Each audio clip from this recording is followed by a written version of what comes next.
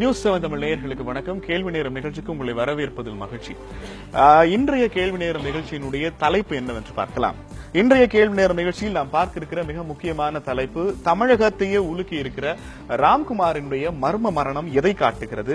தொடர்ச்சியாக சிறை கொட்டடைகளில் நடைபெறுகிற மரணங்கள் தமிழக அரசியலில் என்ன மாதிரியான தாக்கத்தை ஏற்படுத்துகிறது? அரசியல் கட்சிகள் இந்த காவல்துறை, சிறைத்துறை குறித்த சீர்திருத்தங்கள் குறித்தோ இல்ல அது குறித்த மாற்றங்கள் குறித்தோ, இந்த வகையிலான வன்முறை சம்பவங்கள் குறித்தோ ஏன் பேச மறுக்கிறார்கள் உள்ளிட்ட பல்வேறு விஷயங்களையும் இன்றைய கேள்வி நேரத்தில் பார்க்க இருக்கிறோம். நிகழ்ச்சிக்கு போகலாம்.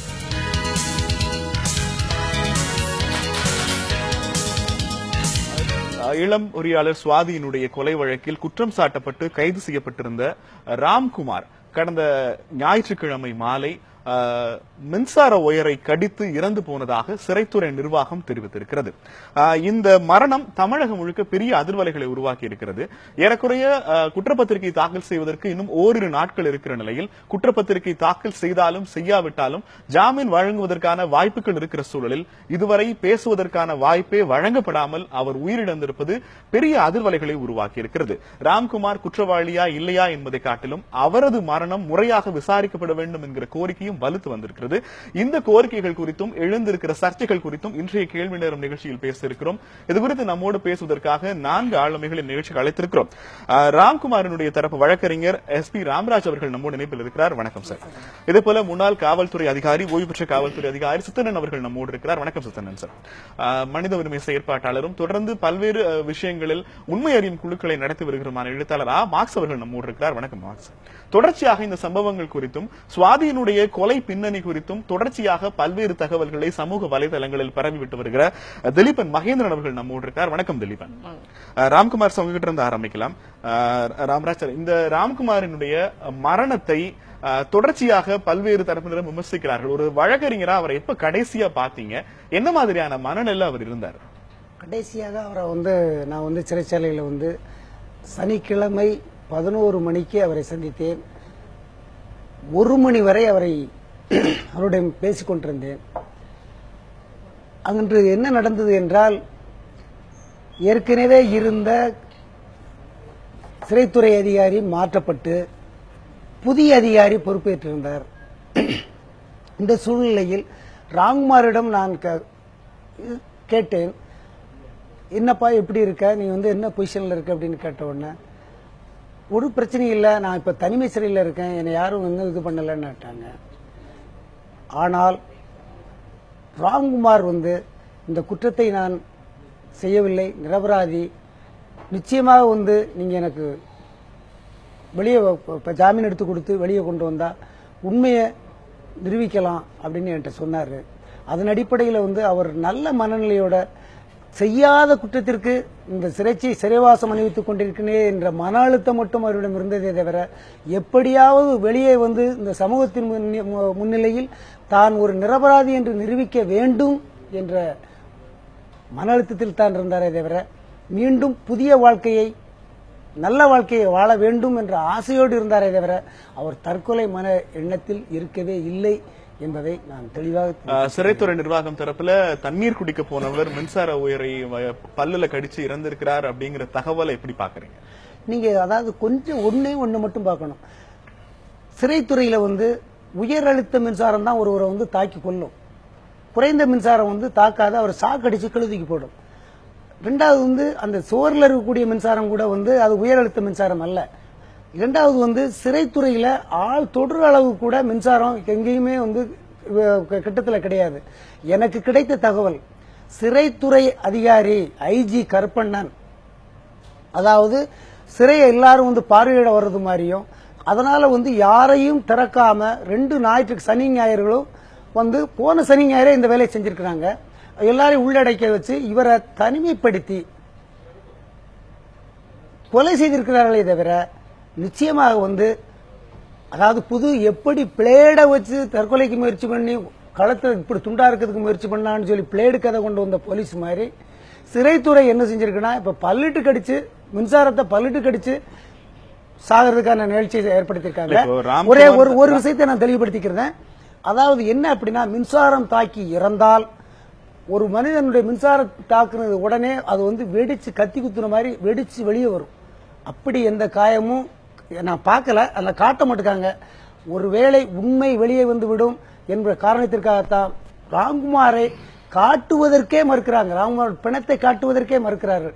அதாவது இது காவல்துறையின், அதாவது ஜனநாயகத்தை படுகொலி தோண்டி புதைக்கும் செயலுக்கு முதல்ல காவல்துறை ஒரு வழக்கை விசாரித்து நீதிமன்றத்தில் நிறுத்தி அந்த குற்றவாளிக்கு தண்டனை வாங்கி கொடுப்பது காவல்துறைக்கு பெருமை சேர்க்கிற விஷயமாக இருக்கும் பட்சத்தில் ராம்குமாரை கொலை செய்ய வேண்டிய நிர்பந்தம் தமிழக காவல்துறைக்கோ சிறைத்துறைக்கோ இருப்பதற்கான அவசியம் என்ன? அது இங்க ஒரு விஷயத்துல ரெண்டு விஷயமா பார்க்கணும். இங்க வந்து 2 வகையான இரட்டை நீதிகள் இருக்கு, 3 வகையான நீதி இருக்குன்னு சொல்லலாம். பட்டியலினத்திற்கு என்று தனி நீதி இருக்கு. குறைந்தபட்சம் ஒரு நீதிமன்றத்தில் நிறுத்தி இதுக்கு முன்னால நீதிபதிகள் வந்து சட்டத்திற்கு முரணான தீர்ப்பு எழுதி கூட உள்ளடச்சிருக்கலாம். ஆனால் சட்டத்தின் நிறுத்தவே தயாராகாத நிலையில் ஒரு வழக்கறிஞராக அவரை கொலை செய்ய வேண்டும் அவங்க சிறைத்துறை அதிகாரிகள் தான் கொலை செஞ்சிருக்காங்கன்னு நீங்க இவ்வளவு ஓபன் ஸ்டேட்மெண்ட் கொடுக்கறதாக இருந்தால் கொலை செய்யப்பட வேண்டிய அவசியம் என்ன கருதுனீங்கன்னு கேக்குறேன். உண்மை குற்றவாளிகள் வந்திருக்காங்க. ராம்குமாரை வந்து ராம்குமாருடைய நம்ம இவருடைய சுவாதியினுடைய போஸ்ட்மார்ட்டம் ரிப்போர்ட் அறிக்கை வந்துச்சுன்னா ராம்குமார் குற்றவாளி இல்லை என்பது தெரியும். மேலும் சுவாதியினுடைய பழக்க வழக்கம் உள்ள நபர்கள் யார், அவர் திருமணமானவரா இல்லையா, அவர் கருவுற்றிருக்கிறாரா இல்லையா என்ற விவரங்களால் வெளியே வரும். இந்த கேள்விகளுக்கான பதில்களால் ஏன் காவல்துறை பலனடைய வேண்டும் நான் கேட்கிறேன். இல்ல, காவல்துறை உயர் ஜாதிக்காரர்களுக்கான காவல்துறை தானே, குறிப்பிட்ட சமூக மக்களுக்கான காவல்துறை இல்லையே இன்னைக்கு. ராம்குமார் தலித்துங்கிற காரணத்துக்காகத்தான் படுகொலை செய்யப்பட்டாரா? ராம்குமார் தலித்துங்கிற காரணத்திற்காக தான் படுகொலை. கண்டிப்பா ராம்குமார் தலித் என்ற காரணத்திற்காக படுகொலை செய்யப்பட்டார். ராம்குமார் தலித்தை தாண்டி வேற ஒரு ஜாதியா இருந்திருந்தா அவர் தண்டிக்கப்பட்டிருப்பார். தொடர்ந்து பேசலாம் ராம்குமார். ஆமா சார், நிறைய நீங்க சிறைக்கு போயிருக்கிறீங்க, சிறை கைதிகளை தொடர்ந்து சந்திச்சிருக்கிறீங்க. இந்த வழக்குகள்ல நிறைய உங்களுக்கு அனுபவம் இருக்கிறது. ஒரு சிறைச்சாலைக்குள் ஒரு கைதி தற்கொலை செய்து கொள்வதற்கு முடிவு பண்ணிட்டா என்ன வேண்டுமானாலும் செய்வதற்கான சாத்தியக்கூறுகள் இருக்கிறது. அவருடைய ஆடையை எடுத்து கூட கழுத்துல நம்ம நிறுத்திக் கொள்ள முடியும். அப்போ தற்கொலைங்கிறத வந்து போலீஸ் இந்த முறை தெரிவித்திருப்பதை ஏற்கிறீர்களா? போலீஸ் சொன்னது பல்வேறு வகையான ஐயங்கள் நமக்கு இருக்கு. குறிப்பா வந்து ஒரு ஒயரை வந்து நீங்க பல்லால கடிச்சு, அது நீங்க சாதாரணமான ஒரு சில்க் ஒயர் கூட நீங்க வந்து நம்ம ஏதாவது கனெக்ஷன் இதா பண்றது கூட அது கொஞ்சம் சிரமமான விஷயம் தான். அது ஒரு ஓடி போய் ஒரு பெரிய ஒயரை ஒன்று கடிச்சு அதனால வந்து ஒரு உடனே சாகிறது வரைக்கும் அதிகாரிகள்லாம் பார்த்துட்டு இருந்தாங்க, போனாங்க வந்தாங்க அப்படின்னு சொல்றதெல்லாம் நம்பத்தகுந்த விஷயங்களாக இல்லை. ரெண்டாவது, இந்த பிரச்சனையை பொறுத்த மட்டும் நீங்க என்னோடதையும் கவனிக்கணும். இந்த செய்தி வந்த உடனேயே தமிழ்நாட்டில் இருக்கக்கூடிய அரசியல்வாதிகள் மட்டுமல்ல, தமிழ்நாட்டு மக்களே என்ன நினைக்கிறாங்கன்னா, காவல்துறை சொல்றது பொய், சிறையில் அவர் கொல்லப்பட்டிருக்கார் அப்படிங்கறத பொது கருத்தா இருக்கு. அப்படிப்பட்ட பொது கருத்து உருவாகிற அளவிற்கு தமிழ்நாடு காவல்துறையும் குறிப்பா வந்து சிறை நிர்வாகங்களும் இருக்கு அப்படிங்கறத நம்ம கவனத்தில் எடுத்துக்கணும். இல்ல, பொதுமக்களினுடைய உணர்வுகளை நீங்க அசோசியேட் பண்ண ஆரம்பிச்சீங்கன்னா, ராம்குமார் கைதாகிற போது அவனை என்கவுண்டர்ல சுடணுங்கிறதா பொதுமக்களுடைய மைண்ட் செட்டாக இருந்தது. அவங்க உணர்ச்சி வசப்பட்டு ஒரு பெருந்திரள் எடுக்கிற முடிவை உண்மையோட எப்படி எல்லா விதங்களும் ஆமாக்ஸ் மாதிரியான நபர் பொருத்தி பார்க்கிறாருன்னு எனக்கு புரியல. இல்ல, நான் என்ன சொல்றேன்னா, பொதுவா இது மாதிரியான ஒரு கருத்து உருவாகிற அளவுக்கு காவல்துறை நம்பிக்கை எழுந்திருக்கிறது அப்படிங்கிறது மிக முக்கியமான விஷயம். ஏன்னா ஒரு மிக முக்கியமான ஒரு துறை மக்கள் மத்தியிலிருந்து நம்பிக்கை பெற்றிருக்கணும். இங்கே இல்ல அப்படிங்கறத நம்ம கவனத்தில் கொள்ளணும். இதுக்கு பல புள்ளி விவரங்களும் இருக்கு. உதாரணமா நீங்க வந்து 2001 இருந்து 2011 வரைக்கும் அந்த முதல் 10 ஆண்டுகள்ல இங்க வந்து கஸ்டோடியல் டெத் அப்படின்னு சொல்றதை பொறுத்த மட்டும் வந்து நீங்க கிட்டத்தட்ட வந்து 14,000 சொச்சம் கஸ்டோடியல் டெத் நடந்திருக்கு. இந்த கஸ்டோடியல் டெத்ல வந்து கிட்டத்தட்ட வந்து நீங்க வந்து 14,000 சொச்சம், அதாவது கிட்டத்தட்ட ஒரு 1,200 மட்டும்தான் போலீஸ் ஸ்டேஷன் நடந்தது. மற்றதெல்லாம் வந்து சிறைக்குள்ள நடக்குது. சிறைக்குள்ள வந்து நீங்க வந்து சிறைக்கு நீங்க ஒருத்தர் அனுப்பப்பட்டாருன்னு சொன்னீங்கன்னா அவர் ஜுடிஷியல் கஸ்டடியில் இருக்காரு. அதாவது நீதிமன்றம் அவருடைய உயிருக்கும் அனைத்துக்குமே பாதுகாப்பு. திடீர்னு ஒரு உடம்பு சரியில்லைனா கூட பக்கத்தில் பாதுகாக்கிறதுக்கு அவங்க மனைவியோ கணவரோ யாரும் இல்லாத இடம் அது. அந்த வகையில் வந்து நீதித்துறைக்கு இதுல மிக மிக பொறுப்பு இருக்கு. ஆனா நீதித்துறை இது மாதிரியான கொலைகளையும் உள்ள வந்து அவர்கள் வந்து கவனக்குறைவாக சாவது என்பதையும் கவனிக்காமலே இருக்கக்கூடிய நிலைகள்லாம் நம்ம கவனத்தில் எடுத்துக்கணும். அந்த வகையில் பார்க்கும்பொழுதுதான் இப்ப இந்த பிரச்சனை பொறுத்த மட்டும் வந்து ஆரம்பத்திலிருந்து பல்வேறு விதமான நீங்க நீதிமன்ற காவல்ல இருக்கிற போது காவல்துறையினர் தாக்குனாங்கிறது சர்ச்சைக்குரியதாகும். தற்கொலை செய்து கொள்வது இப்படி அந்த விஷயத்துக்கு அந்த வலயத்துக்குள்ள எப்படி பொருந்தும்? இல்ல, தற்கொலை தானா அப்படிங்கிறது முதல்ல நமக்கு பிரச்சனை இல்லையா? இப்ப வந்து அவர் கொல்லப்பட்டிருக்கலாம் அப்படிங்கிற சந்தேகம் தான் நீங்க எல்லாருக்குமே இருக்கு. போஸ்ட்மார்ட்டம் ரிப்போர்ட்ல தான் நம்ம பார்க்கணும். அதனால வந்து நீங்க தற்கொலைன்னு வச்சு நம்ம முடிவு பண்ணிக்கிறதுக்கு நம்ம ஆர்குமெண்ட் தொடங்க முடியாது. அதே சமயத்தில் தற்கொலை இல்லைங்கிற மாதிரி நாங்கள்லாம் ஒரு முன்மேறி குழு அமைத்து இந்த விஷயத்தை வந்து ஹியூமன் ரைட்ஸ் பாயிண்ட் ஆஃப் வியூல சொல்றவங்க வந்து விசாரணை இல்லாமல் சொல்றதும் கிடையாது. இதுல இருக்கக்கூடிய சந்தேகங்கள் மிக மிக முக்கியமான சந்தேகங்களா இருக்கு. இந்த சந்தேகங்களை வந்து நீங்க பொதுமக்களும் வைக்கிறாங்க. இது தொடர்பாக வந்து நீங்க களத்தில் இருக்கக்கூடியவர்களும் தொடர்ச்சியா வச்சிட்டு இருக்காங்க. எந்த அளவுக்கு வச்சிருக்காங்கன்னு பாத்தீங்கன்னா, ஒரு அரசியல் கட்சி இதுல தொடர்பு இருக்கு, அரசியல் கட்சியில் இருக்கக்கூடிய ஒரு முக்கியமான பிரமுகர் இதுக்கு பின்னாடி இருக்காருன்னு சொல்ற அளவுக்கு இன்னைக்கு இதுல பிரச்சனைகள் இருக்கு. அப்படிப்பட்ட பிரச்சனைகள் இருக்கும் பொழுது வந்து நம்ம வந்து இதை மிக விரிவாக விவாதிக்கப்பட வேண்டிய ஒண்ணு. அந்த வகையில பார்க்கும் பொழுது இந்த அதாவது இந்த சாவு பொறுத்த மட்டும் பல்வேறு விதமான ஐயங்கள் இவர் கைது செய்யப்பட்ட அன்னையிலிருந்தே தொடர்ச்சியாக எல்லாரும் வைக்கப்பட்டிருக்கு. இந்த ஐயங்கள் எதுக்குமே போலீஸ் இது வரைக்கும் விடை சொல்லவே இல்லை. தொடர்ந்து வந்து நம்ம வந்து இது வந்து சில கேள்விகள் இருக்கு, திரும்ப வரலாம். திலீபன் மகேந்திரன், இந்த ராம்குமாரினுடைய சுவாதியினுடைய படுகொலைக்கும் உங்களுக்கும் என்ன சம்பந்தம்? இந்த என்ன காரணத்தினால ராம்குமார் தரப்பில் ஆஜராகாத வழக்கறிஞராக திலீபன் மகேந்திரன் தன்னை முன்னிறுத்திக் கொண்டார்? இல்ல பிரச்சனைனா, நீங்க இந்த ஊடகம் ஃபுல்லா உங்க ஊடகமும் சேர்த்துதான்.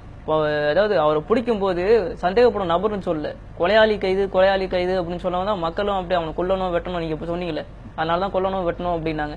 உள்ள போய் பார்த்தா சந்தேகமா எல்லா விஷயமும் முரணாதான் இருக்கு. முதல்ல சுவாதியை கொண்டது முஸ்லீம் தான் அப்படின்னாங்க, அதுக்கப்புறம் இது தலித்து தான் அப்படின்னாங்க, அவனை கொல்லணும் அப்படின்னாங்க, அப்புறம் கழுத்தை அறுத்தவங்க. இது மாதிரி கழுத்தை அறுத்துட்டு அதுவும் மயக்க நிலையில தான் இருந்தாரு. அவர் கத்தல பேசல, மயக்க மருந்து. என்னோட கேள்வி, ஒரு தொலைக்காட்சிகள்ல இல்ல எனக்கு செய்தியை தெரிந்து கொண்டவருங்கிற இல்ல எனக்கு என்னன்னா, எனக்கு பிடிக்காது இந்த ஊடகம், பிடிக்காது ஊடகம், இந்த அரசியல்வாதி, இந்த காவல்துறை, இது எல்லாம் மக்களுக்கு எதிரானது, உழைக்கும் மக்களுக்கு எதிரானது. இது அதிகார வர்க்கத்தை காப்பாத்துக்கத்தான் இந்த அரசாங்கம் உருவாக்கப்பட்டது. அது இது ப்ரூவ் பண்றதுக்கு இது எனக்கு நல்ல சான்ஸா கிடைச்சது. எந்த புள்ளியில நீங்க சுவாதி கொலை வழக்கு குறித்த விசாரணை தொடங்குனீங்க? எந்த அடிப்படையில நீங்க உங்களுக்கான முதல்ல இருந்தே மீடியால வர்றது, இந்த நியூஸ் பேப்பர்ல வரதெல்லாம் படிச்சுட்டு தான் இருந்தேன். அப்புறம் வலைதளத்துல பேசுறது எல்லாத்தையும் படிச்சு தான் இருந்தேன். பார்க்கும்போது சந்தேகம் வந்துட்டு தான் இருந்தது. சரி, நான் நேர்லயே போய் அவங்கள்ட்ட பேசினேன். 3 தடவைக்கு மேல திருநெல்வேலிக்கு போய் அவங்க குடும்பத்தை பேசியிருக்கேன். அப்புறம் என்கிட்ட கிடைச்ச சந்தேகம் எல்லாம் ராமராஜ் வழக்கறிஞர் இருக்காருல, அவர்கிட்ட கொடுத்திருந்தேன்.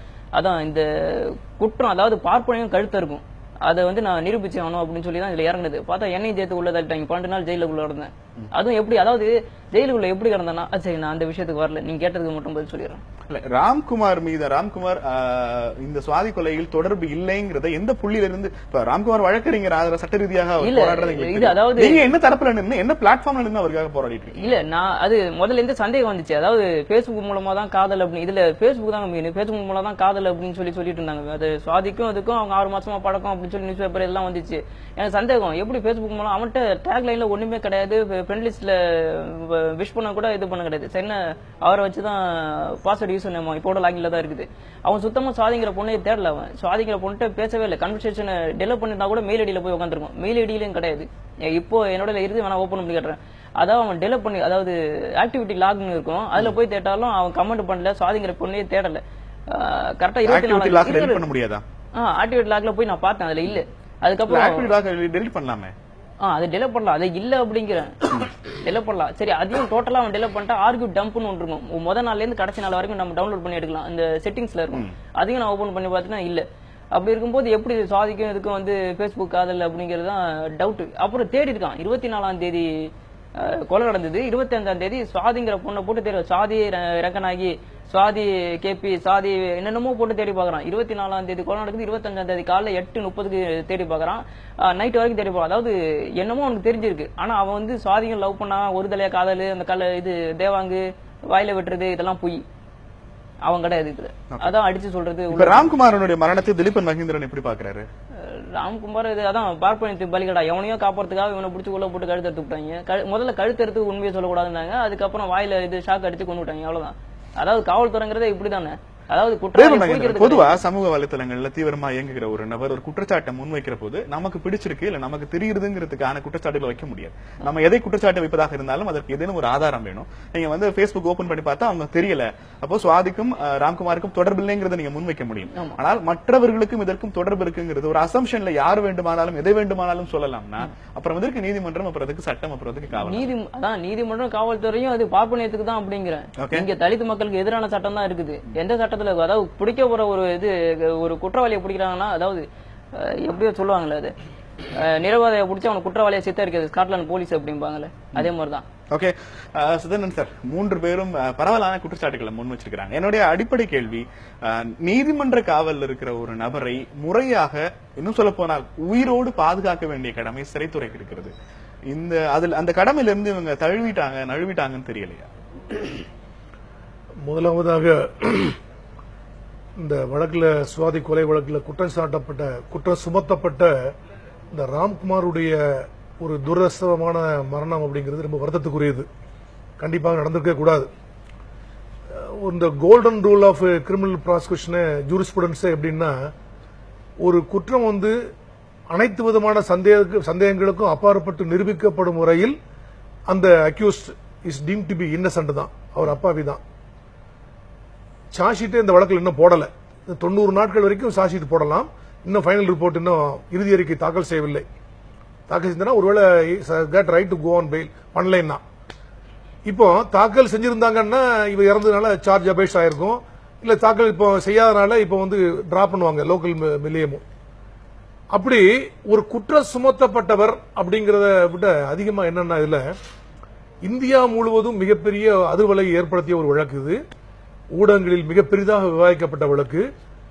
பல்வேறு பொது வாழ்க்கையில் உள்ள பல்வேறு நபர்களால் மிக அதிகமாக சந்தேகப்பட்டு பல்வேறு விதமான குறிப்புகள்லாம் சொல்லப்பட்ட ஒரு வழக்கு, சென்சேஷனல் வழக்கு.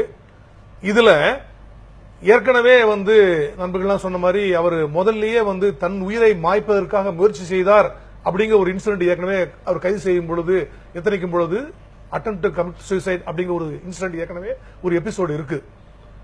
அவர் மன அழுத்தத்துக்கு உள்ளாகி இருந்தார். அதனால புழல் சிறையில் அவருக்கு ஏகப்பட்ட கவுன்சிலிங் கொடுக்கப்பட்டு சொன்னது. இந்த மாதிரி சூழ்நிலையில் சொல்லப்பட்டது.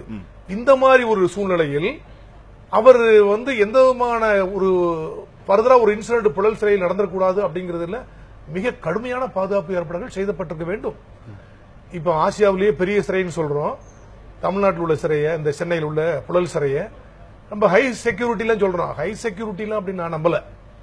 அல்லது ரொம்ப ஆசியாவிலேயே மிகப்பெரிய படப்பரவில் வேணா இருக்கலாமே தவிர ரொம்ப ஹைலி செக்யூரிட்டி ஓரியன்டட் அல்லது இந்த மாதிரியான சசமாவங்களை தவிர்க்கப்படக்கூடிய அளவுக்கு எக்யூப்டான உள்ளது அப்படின்னு நான் நினைக்கல. அங்க 2000 பேரை வைக்கலாம். தமிழ்நாடு முழுவதும் 17,000 பேரை கைது வச்சா கூட புழல் சிறையில் அட் டைம்ல 2000 பேர் வைக்கலாம். ஆனால் என்ன அர்த்தம் அப்படின்னா, 200 பேருக்கு ஒரு வார்டன் இருக்காரு. At a given point of time 10 warden தான் ஒரு ஷிப்டுக்கு இருக்க முடியும். அவ்வளவுதான் அங்க ஸ்ட்ரென்த். ஏற்கனவே 1999 சென்னை மத்திய சிறையில் மிகப்பெரிய ஒரு கலவரம் நடந்தது. அதுல டேவிட் கிறிஸ்டியன் ஜஸ்டிஸ் மூலம் ஒரு கமிஷன் போட்டாங்க.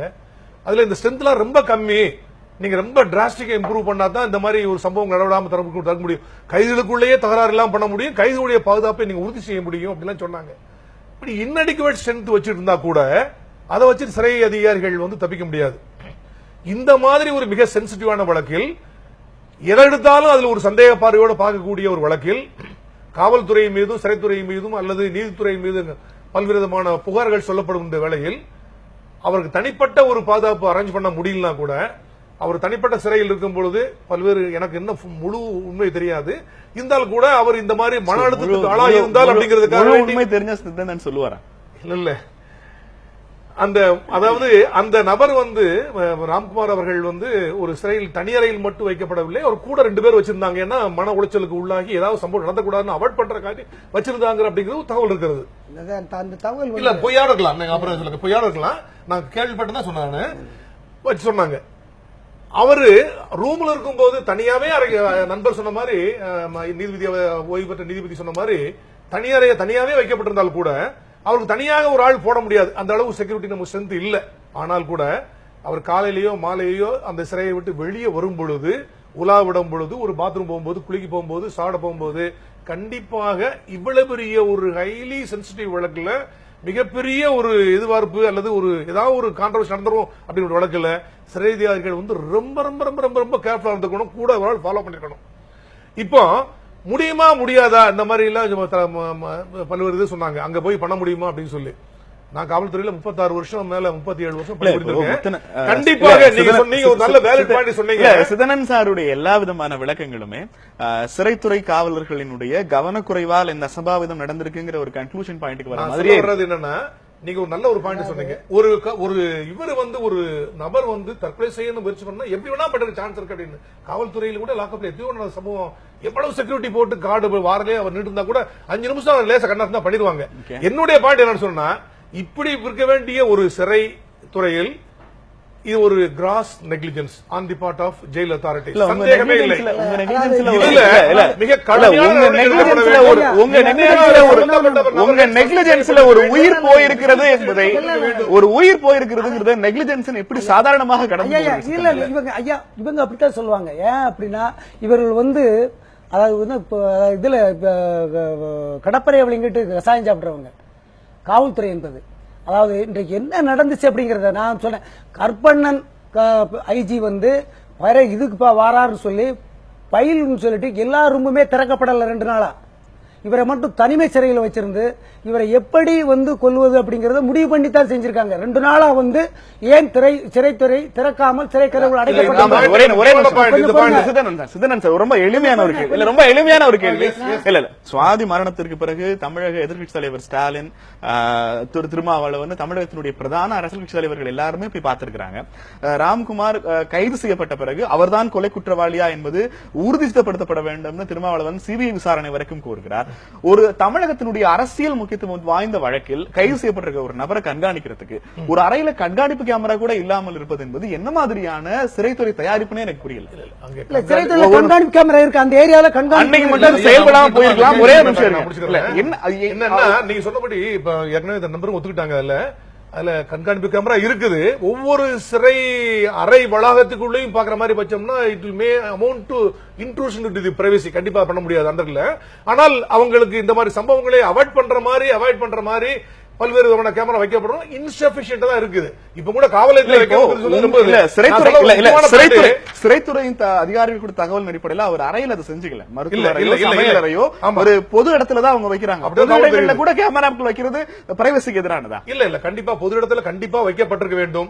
என்னுடைய ஒரு சின்ன பாயிண்ட் என்னன்னா, இப்ப ஓய்வு பெற்ற நீதிபதி அவர்கள் வழக்கறிஞர் இந்த வழக்குல அவங்க சொன்னாங்க, இல்ல ஒரு 2 நாளைக்கு 3 நாளைக்கு முன்னாடியே ஏதோ பிளான் பண்ணாங்க, மத்தவங்களும் அலோவ் பண்ணல, ஒரு சிறை அதிகாரியா அதுக்கு காரணமா இருந்திருக்காரு, சம்திங் கான்ஸ்பிரேஷன் நடந்திருக்கு அப்படிங்கிற மாதிரிலாம் சொல்றாங்க.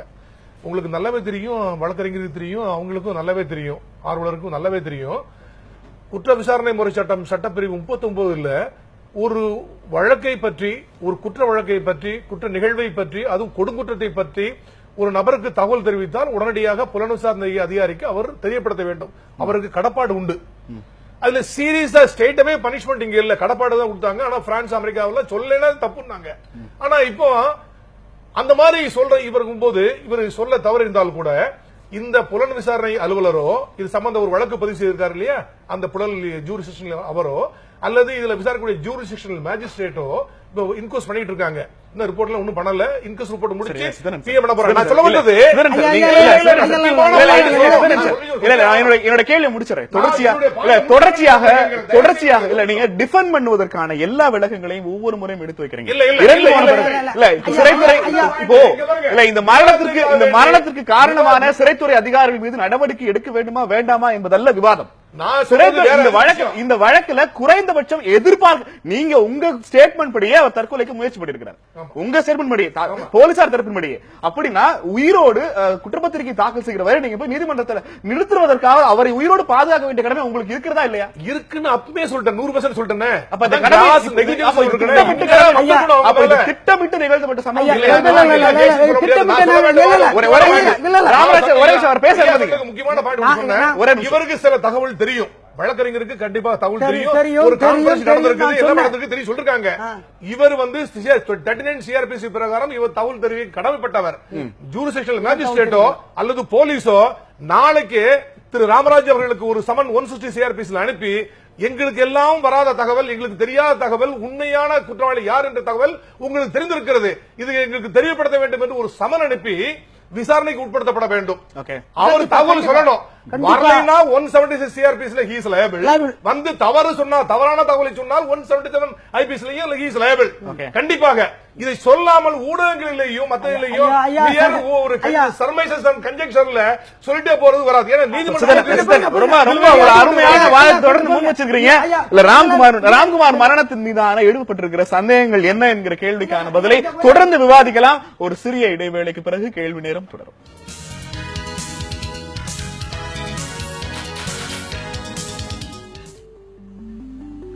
கேள்வி நேரம் தொடர்கிறது. இளம் பொறியாளர் சுவாதி கொலை வழக்கில் கைது செய்யப்பட்டிருக்கிற ராம்குமாரினுடைய மரணத்தை தொடர்ந்து ஏற்பட்டிருக்கிற சர்ச்சைகள் குறித்து இன்றைய கேள்வி நேரம் நிகழ்ச்சியில் விவாதித்துக் கொண்டிருக்கிறோம்.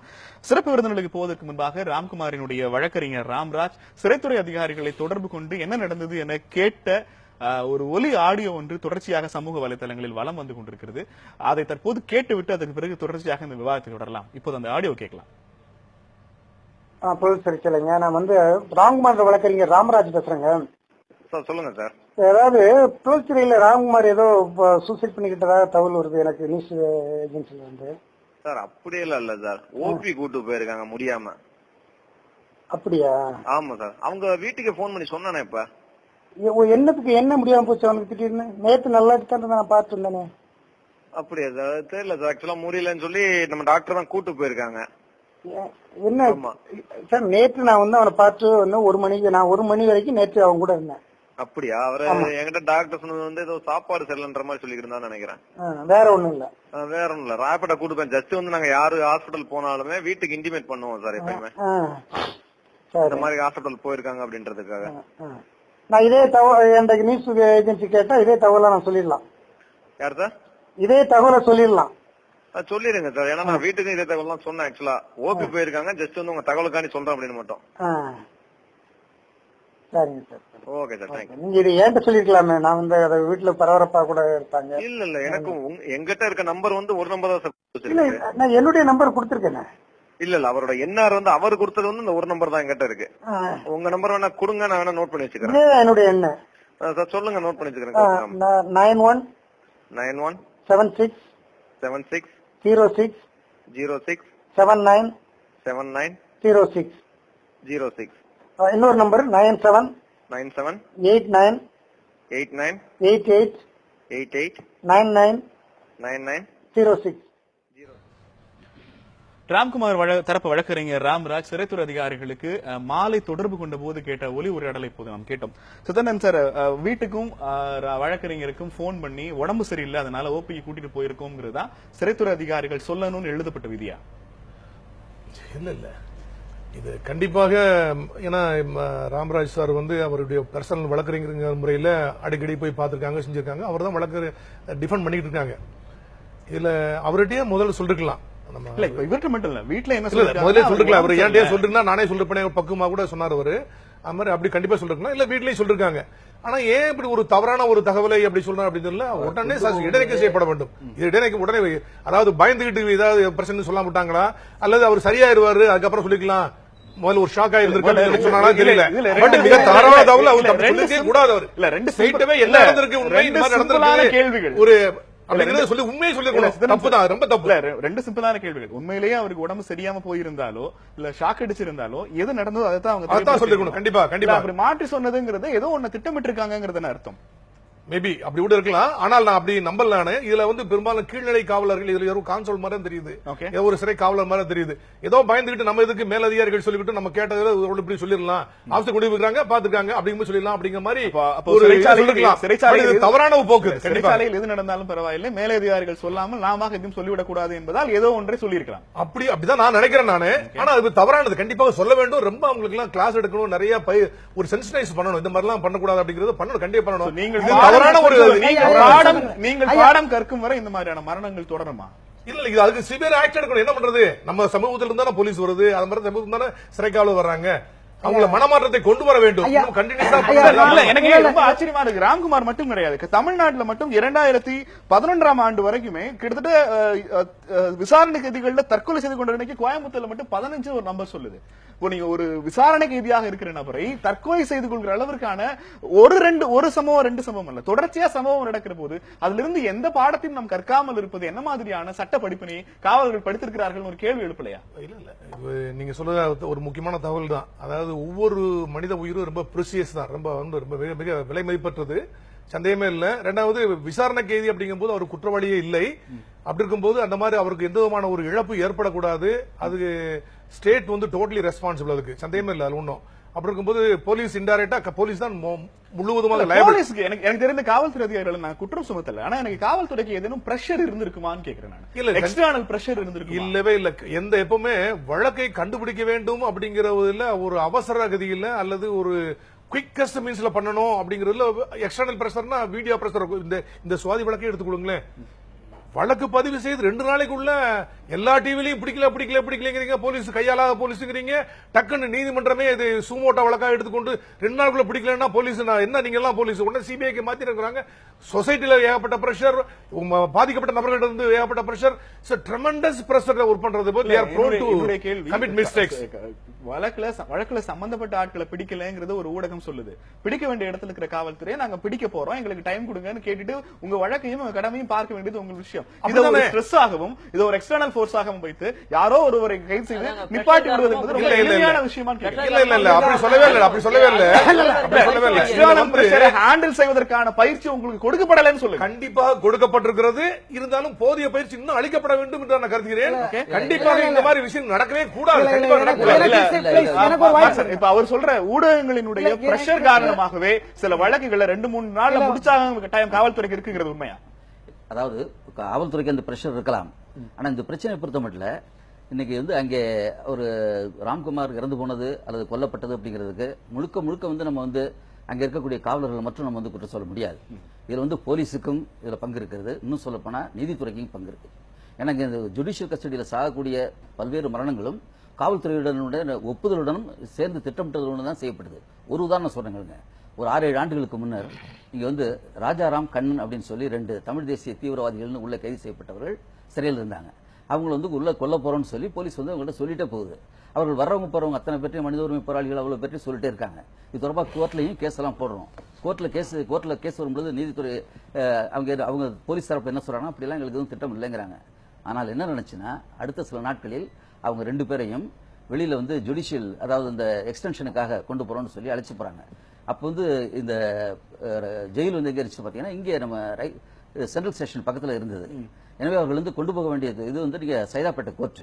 அப்ப எங்க கொண்டு போயிருக்கணும் அப்படின்னு பாத்தீங்கன்னா நேரா மவுண்ட் ரோடு வழியா கொண்டு போகணும் அவங்க.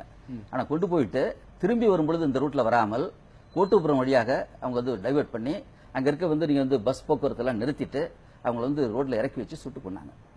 அவங்களுடைய பாடிஸ் அவங்க பெற்றோர்கள் வாங்கிக் கொள்ளாமல் கிட்டத்தட்ட 1 வருஷத்துக்கு வரைக்கும் அது மார்ச்சுவரியில் அழுகி கிடந்தது. எனவே இதுல நீங்க போலீஸ், இது சிறைத்துறை, காவல்துறை, இது அதாவது ஜுடிஷியல், நம்ம ஆரம்பத்திலே சொன்னேன், ஜுடிஷியரிக்கு மிக மிக பொறுப்பு உண்டு. ஏன்னா நீங்க ஜுடிஷியல் கஸ்டடியில் சாவறவங்கள மார்க்ஸ் அவர்கள் இது மாதிரி நிறைய உதாரணங்களை காட்டக்கூட முடியும். எனக்கான கேள்வி, இப்படி குற்றவாளிகளை நீதிமன்றத்தில் கொண்டு போய் நிறுத்தி தண்டனை வாங்கி கொடுக்க முடியாது என்று காவல்துறையினரே நம்புகிறார்கள் நினைக்கிறீங்களா? நிச்சயமா. ஏன்னா அதாவது உண்மையிலே குற்றவாளியாக இருந்திருந்தால் அவங்களால தண்டனை வாங்கி கொடுக்க முடியும். பொய் குற்றவாளிகளை இவர்களா சிருஷ்டிச்சிருந்தாங்கன்னா அந்த உண்மை வெளிவருவதை தடுப்பது என்பது அவங்களுடைய நோக்கமா இருக்கு. அந்த அடிப்படையில் அவர்கள் நீங்க இதுல ஆயிரக்கணக்கான சந்தேகங்களை தொடர்ச்சியா வச்சுட்டே இருக்காங்க. அது தொடர்பாக காவல்துறை எந்த விதமான இதையும் சொல்லல. அப்படி இருக்க வகையில் இதுல இன்னும் சொல்லப்போனா இதுல சில அரசியல் கட்சிகளும் சம்பந்தப்பட்டிருக்குங்கிற சில ஐயங்கள்லாம் இருப்பதன் விளைவாக இது ஒரு பெரிய அளவில் திட்டமிட்டு செய்யப்பட்ட ஒரு கொலை அப்படிங்கிறதா எங்களுடைய கருத்து. இல்ல இப்ப இங்க இதுல ஐயா சொன்னதுல நான் அப்படியே ஏத்துக்கிறேன். ஏன்னா நிரூபிக்க இயலாது அப்படின்னு நினைக்கையில ஆளை க்ளோஸ் பண்றது இப்ப கொலைதான் அப்படிங்கிற மக்கள் சார்பா கேட்கறதுக்கு ஒரு கேள்வி இருக்கு. எல்லாரும் இந்த கேள்வி, இந்த ஒரு கேள்விக்கு நான் பதில் சொல்லுங்க. அந்த கேள்விக்கு இந்த ஐயா என்ன சொன்னாங்கன்னா இன்கொஸ்ட் நடந்துகிட்டு இருக்கு அப்படின்னாங்க. ஆனா இப்ப நான் இன்னைக்கு போராடுனதே இன்னைக்கு இந்த போஸ்ட்மார்டம் தள்ளி போனது காரணமே இன்கொஸ்ட் பண்ணதுக்கு அதிகாரமே கிடையாது, இன்கொஸ்டே பண்ண மாட்டோம், ஏன்னா யார்கிட்டையும் பிணத்தை காட்டவே மாட்டோம் அப்படின்னு சொல்லி மேஜிஸ்ட்ரேட்டு மறிக்கு. ஏமா உங்களுக்கு சட்டத்தில் அந்த இடமே கிடையாதுமா, காவல்துறையில் என்ன செஞ்சிருக்கோ அந்த நடைமுறை தான் உங்களுக்கும், நீங்க ஒரு மேற்பார்வையாளர் தான் அப்படின்னு சொல்லி பார்த்தேன். இல்ல நான் வேணா அத்துமீறி நான் போஸ்ட்மார்டம் பண்ணுவேன், ஏன்னா எனக்கு அந்த அதிகாரம் இருக்கு அப்படின்னு சொல்லி அவங்களை காப்பாற்றுவதற்கு உயர்நீதிமன்றத்தில் ஒரு ஆள் இருக்காரு. அதனாலதான் என்ன என்கொஸ்ட் கூட பண்ணாம அந்த போஸ்ட் அந்த இதை அறுத்தலிடலாம் நினைக்காங்க. இன்கொஸ்ட் பண்ணதான், இன்கொஸ்ட்ல தான் அந்த பாடி எப்படி இருந்துச்சு எப்படி இருக்கும் அப்படிங்கிறது என்ன பொசிஷன்ல இருந்துச்சுன்னு தெரியும். இன்கொஸ்ட் பண்றதுக்கு பிரேத விசாரணை என்பது வேறு, பிரேத பரிசோதனை என்பது வேறும்பா அப்படின்னு அந்த மாட்ட சொல்லையில் எடுத்து சொல்ல. நானும் நீதிபதியா இருந்தவன், அதுவும் குறிப்பாக மேஜிஸ்ட்ரேட்டாவே இருந்தவன். எனக்கு இதுல அத்துப்படிமா நான் சொல்லி பார்க்கணும். உங்க காலத்துல இருந்திருக்கலாம், என் காலத்துல ஏமா பிரிட்டிஷ்கார வெள்ளக்காரன் கொண்டு வந்த சிஆர்பிசி இன்னும் மேலுங்களும் தான் மாறி இருக்கே தவிர மாற்றமே அடையலாமான்னு சொல்லி பார்த்துக்கேன். ஐயா வேணா கேளுங்க, ஐயா, இந்த இந்த இந்த தவறுகளுக்கெல்லாம் காரணம் யார்? காவல்துறையினுடைய நிர்பந்தம் ஒண்ணு, அந்த மேஜிஸ்ட்ரேட்டுக்கு சட்டம் தெரியாம இருக்கணும், அல்லது ஏதாவது கைவிட்டு பெற்றிருக்கணும். இது ரெண்டு தான். ஐயா சொல்லிக்கிறேன், இந்த ரெண்டாவது தான் இருக்க முடியும். அப்ப ஐயா சொல்லட்டும், வழக்கு சொல்லட்டும், இன்கொஸ்ட் இல்லாம பிரேத பரிசோதனை செய்ய இயலுமா இல்லைன்னு ஐயாட்ட ஒரு வார்த்தை கேட்டு பதில் சொல்லுங்க. அப்புறம் அவர் ஒரு கேள்வி கேட்கணும். இல்ல, கண்டிப்பாக ஒரு அன்நேச்சுரல் டெத் அப்படின்னு இருந்தாலே நாங்க ஒரு 174 சிஆர்பிசில வழக்கு பதிவு செய்து, ஏற்கனவே ஐயா சொன்ன மாதிரி அதுல வந்து ஒரு பிரேத விசாரணை இன்கொஸ்ட் அப்படின்னு சொல்லுவோம், அதை பண்ணி அதை யார் மூலம் பண்ணா பிளட் ரிலேட்டிவ்ஸ் முன்னாடி பண்ணணும். பாடியை யார் பண்றாங்களோ, இந்த பிரேத விசாரணை யார் பண்றாங்களோ அவங்களுடைய அப்பா அம்மா குழந்தைகள் யாரோ blood very close blood relatives, eye witnesses, அவங்க முன்னாடி இந்த பாடியை காமிச்சு இன்ஜுரி எல்லாம் காமிச்சு இப்படிலாம் காமிச்சு எங்களுக்கு இப்படிலாம் தகவல் சொன்னாங்க, இந்த விட்னஸ் சொன்னாங்க பாருங்க 1 2 3 இந்த விட்னஸ் இப்படி பாத்துக்காங்க அப்படி எல்லாத்தையும் அவங்களுக்கு அவங்க என்ன சொன்னாங்கிறது இவங்க கிட்ட சொல்லி காமிச்சு கடைசியில் கம்பைண்டா என்ன ஒப்பீனியன் அப்படிங்கறத இன்கொஸ்ட் ரிப்போர்ட்ல எழுத முடியும். அந்த இன்கொஸ்ட் ரிப்போர்ட் முடிக்காம கண்டிப்பாக மருத்துவ பிரேத பரிசோதனை செய்யவே முடியாது. இதுல இந்த மாதிரி ஒரு கஸ்டோடியல் டெத் நடந்தா என்ன பண்ணலாம் அப்படிங்கிறது தான் 2009 வந்து சட்டத்துல சிஆர்பிசில ஒரு அமெண்ட்மெண்ட் கொண்டு வந்தாங்க. அது வரைக்கும் என்னது, கஸ்டோடியல் டெத் நடந்தனா ஒரு அன்நேச்சுரல் டெத், ஆனா கஸ்டோடியல் டெத்தா இருந்ததுன்னா எக்ஸிகியூட்டிவ் மேஜிஸ்ட்ரேட் விசாரிக்கணும் அப்படின்னு இருந்தது. அதை வந்து 2009 மாத்தி இப்ப வந்து ஒரு கன்சர்ன்ட் ஜூரிஸ்டிக்ஷனல் மேஜிஸ்ட்ரேட்டே பண்ணணும் ஷால் அப்படின்னு சொல்லிட்டாங்க. இப்ப ஏன் சொல்றாங்க, எனக்கு புதுமையா இருக்குது, பண்ணாமையே பிரேத அதாவது பிரேத விசாரணை செய்யாமையே மருத்துவ பரிசோதனை செய்யறதுக்கு ட்ரை பண்ணாங்க அப்படின்னு சொல்றாங்க. அது மிக தவறானது. அது சுப்ரீம் கோர்ட்ல ஏகப்பட்ட கேஸ்லாம் வந்துருச்சு. நிகழ்ச்சி ஆரம்பிச்சு ஏறக்குறைய ஒரு 40 நிமிடங்கள் கூட இன்னும் நிறைவடையல. தனி அறையில பாதுகாக்கப்பட வேண்டிய ராம்குமார சிறை அதிகாரிகள் பாதுகாக்கல.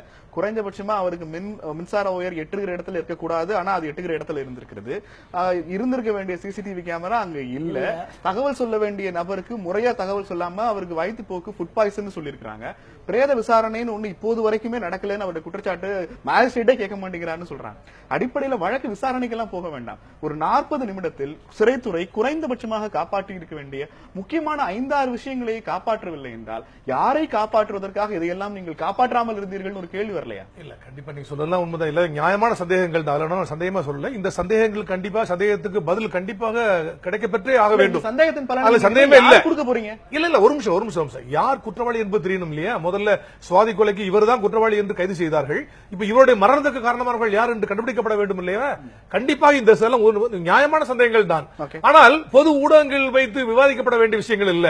இது புலன் விசாரணை அலுவலருக்கோ அல்லது மேஜிஸ்ட்ரேட்டுக்கோ இந்த தகவல் எல்லாம் சொல்லி இவங்க நிரூபிக்க வேண்டிய இவங்களுக்கு கடமை. ஆனால் அதுக்கு மேல இல்ல உண்மை ஃபேக்ட்ஸ் எல்லாம் இருந்தாங்கன்னா, பிரைமா ஃபேஸ் கேஸ் இருந்து சப்ஸ்டன்ஷியல் எவிடன்ஸ் இருந்தா நீதிமன்றத்தில் கண்டிப்பாக வழக்கறிஞர் கண்டிப்பாக நல்லா பாதுகாடுவாரு. குற்றவாளி யாருனாலும் தண்டிக்க கேட்பதற்காக இடம் இருப்பதாக சொன்ன கேள்வி, சென்னையில ஒரு இளம் பொறியாளர் சுவாதி நுங்கம்பாக்கத்துல படுகொலை செய்யப்படுறாங்க. அந்த விசாரணையை ஊடகங்களுடைய பெரிய அழுத்தம் காரணமாகவும் அரசியல் கட்சிகள் நிர்பந்தம் காரணமாகவும் ரொம்ப தீவிரமாக காவல்துறை தேடிட்டு இருக்காங்க. உங்க ஸ்டேட்மெண்ட் படி, அவருடைய தரப்பு வழக்கறிஞர் ஸ்டேட்மெண்ட் படி ராம்குமாருக்கும் சுவாதிக்கும் எந்த தொடர்புமே இல்லை.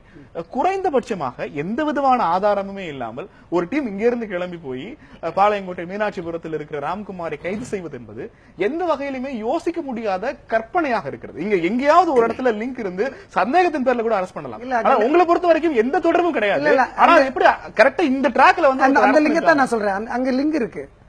கூலிப்படையினர் வந்து அந்த பகுதியை சேர்ந்தவர்கள், இந்த வழக்கில் கூலிப்படையை சேர்ந்தவர்கள், அந்த பகுதியை சேர்ந்தவர்கள், அவர்களை பிடிச்சாச்சுன்னா இந்த கூலிப்படையை ஏவனவங்க யாரு அப்படிங்கிறது வெளியே வரும்.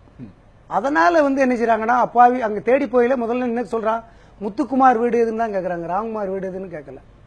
அந்த முத்துக்குமார்ங்கிறவங்க தான், முத்துக்குமாரை தான் வந்து தமிழச்சி பதிவு பண்ணியிருந்தாங்க.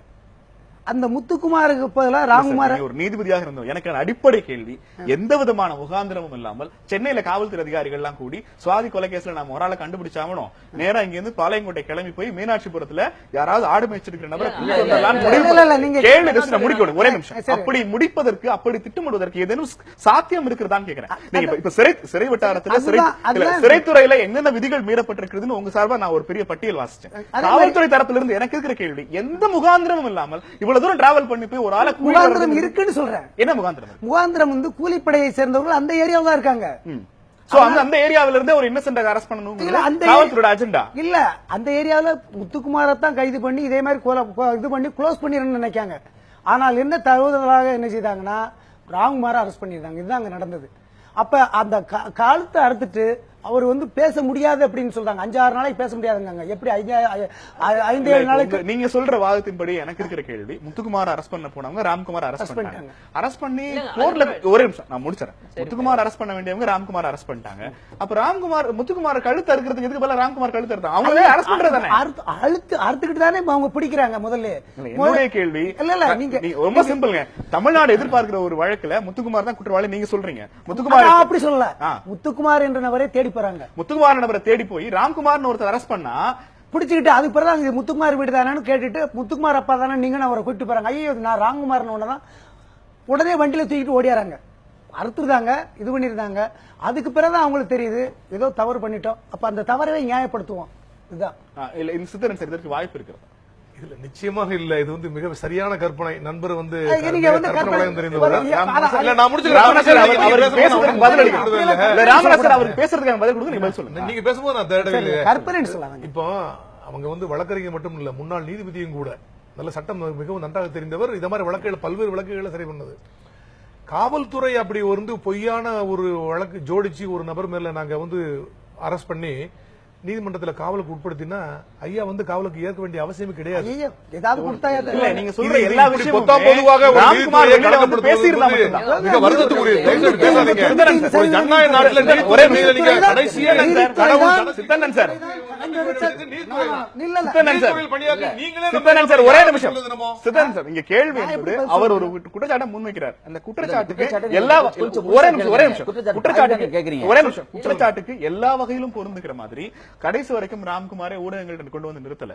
அவருடைய பெற்றோர் தரப்பிலிருந்து முன்வைக்கப்பட்ட எதையுமே நீங்க காது கொடுத்து கேட்கல. இன்னும் சொல்ல போனால் இவர்கள் யாரையெல்லாம் குற்றவாளிகள் சொல்வார்களோ அவர்களெல்லாம் குறைந்தபட்ச விசாரணை நிலையத்தை கூட நீங்க கொண்டு வரல. கடைசியில் அந்த பையன் வாயவே திறக்காமல் இறந்து போயிருக்கிறான். இப்ப அவங்க சொல்ற லாஜிக் சரியா இருக்கே? இல்ல இல்ல இல்ல இப்படி ஆளாளுக்கு 1000 கற்பனை கதைகள் பேசிட்டு இருக்கும் போது அதை வந்து ஹேஷிங்களா பேசிட்டு பிரஸ்லயும் விஷுவல் மீடியாவிலையும் எல்லா இடத்துலயும் வலைதளங்கள்லயும் சமூக ஊடகங்கள்லயும் வந்துகிட்டே இருக்கும் போது எல்லாத்துக்கும் போலீஸ் ஒன்றும் செய்ய முடியாது. நாங்க கான்பிடன்ஷியலா எல்லாமே சில முக்கியமான விஷயம் தான் கண்டிப்பா நாங்க விசாரிப்போம். இது இருக்கா சொல்லி இப்ப இப்படி சொல்றாங்க இல்லையா, கண்டிப்பா கொலைதான், இது வந்து பொய், முத்துக்குமார் தான் ஒரு அக்யூஸ்ட், அவரை தான் பிடிக்க போனாங்க. எனக்கு உண்மையா தெரியல, இது ஏன் காவல்துறையில அப்படி ஒரு மனுவா கொடுத்து சொல்லல? எதுக்கு நாங்க நீதிமன்றத்திலே சொல்லுங்க. முழுசா இந்த பிரச்சனை என்ன அப்படிங்கறத நம்ம விவாதிச்சோம்னா தான் அது புரியும். அதாவது வந்து இவங்க ஏன் தேடி போறாங்க அப்படிங்கறத பொறுத்த மட்டும் இதற்கு பின்னணியா என்னன்னா, இதுல வந்து இந்த கொலையில் வந்து நீங்க உடனடியாக யாராவது கண்டுபிடிக்க வேணுங்கிற பிரஷர்ங்கிற ஒரு பக்கம் இருக்குது. அதுக்கு போலீஸ் வந்து செஞ்சிருக்காங்க. அது ஒண்ணு. ரெண்டாவது, இதுல வந்து சில வேறு காரணங்கள், குறிப்பா வந்து அந்த பெண் வந்து ஒரு முஸ்லீம் பையன் காதலிச்சதாக ஒரு செய்தி ஒன்று பரப்பப்பட்டது அப்படிங்கிறதும், அது தொடர்பாக ஒரு அரசியல் ரீதியாக இந்த பிரச்சனையை கொண்டு போகக்கூடிய ஒரு சூழலும் இருக்கு. அப்படிப்பட்ட ஒரு சூழல்ல என்ன செய்யறாங்கன்னு பாத்தீங்கன்னா, ஒரு கூலிப்படை வச்சு அவர்கள் வந்து கொல்றதுக்கான வேலை நடக்குது. அப்படி கூலிப்படை வச்சு கொல்றதுக்கான வேலை நடந்து செய்யப்பட்டவுடன் அந்த கூலிப்படையை சேர்ந்தவர்களே வந்து என்னன்னா இந்த தகவல் வந்து தெரியுது. ஆனால் இவங்க கிட்ட போய் போலீஸ் விசாரிக்கும் பொழுது அந்த கூலிப்படையை சேர்ந்தவர்கள் அரசியல்வாதிகளுக்கு மிகவும் நெருக்கமாக இருந்ததுனால அவங்களை கைது செய்ய அவர்கள் விரும்பல. அப்படி விரும்பாத கட்டத்தில் வந்து என்னன்னா அதே ஊரை சேர்ந்த ஒரு பையனை வந்து பலி கொடுக்குறாங்க. அதான் இங்க நடக்குது. முதல்ல நல்ல கேள்வி கேட்டீங்க நீங்க. எங்கேயோ இருக்க மீனாட்சிபுரத்துல எங்கேயோ ஒரு குடிசையில இருக்கிற பையனா போய் கனவா நைட்ல கனவு வந்ததா போலீஸுக்கு? இன்கிரிமினேட்டிங் கிளிஞ்சிங் எவிடன்ஸ் சயின்டிபிக்கா வர போய் தாங்க வச்சு பண்றாங்க. அந்த ஏஎஸ் மென்ஷன் அவர் தங்கி இருந்தாப்ல, அதாவது ராம்குமார் தான் குற்றவாளி அப்படின்னு சொல்லி செக்யூரிட்டி காட்டி கொடுத்தாங்க அப்படின்னு சொல்லிட்டு ஏஎஸ் மென்ஷன்ல தங்கி இருந்தாரு. கோபால் அவர் பேரு அப்படின்னு சொல்லிட்டு சொல்லியிருந்தாங்க. சரி நான் நேரா போய் பார்க்கலாம் போறேன், அவர் பைத்தியங்க, அவருக்கு ஒருத்த காது கேட்கல, அவர் தான் காட்டி கொடுத்தாரு அப்படின்னு. 404 ரூம்ல அவன் தங்கி இருந்த பேர்ல நடேசன் ஒருத்தர் தங்கி இருந்தாரு. அவர் ஆப்ஸ்கண்ட், அவர் வரவே இல்லை. அதுக்கப்புறம் அவர் இது வரவே இல்லை, அவர் தான் தங்கி இருந்தது அப்படின்னு சொல்லிட்டு எல்லாத்தையும் மறைக்கிறாங்க. எப்படி போய் பிடிச்சாங்கன்னே தெரியல.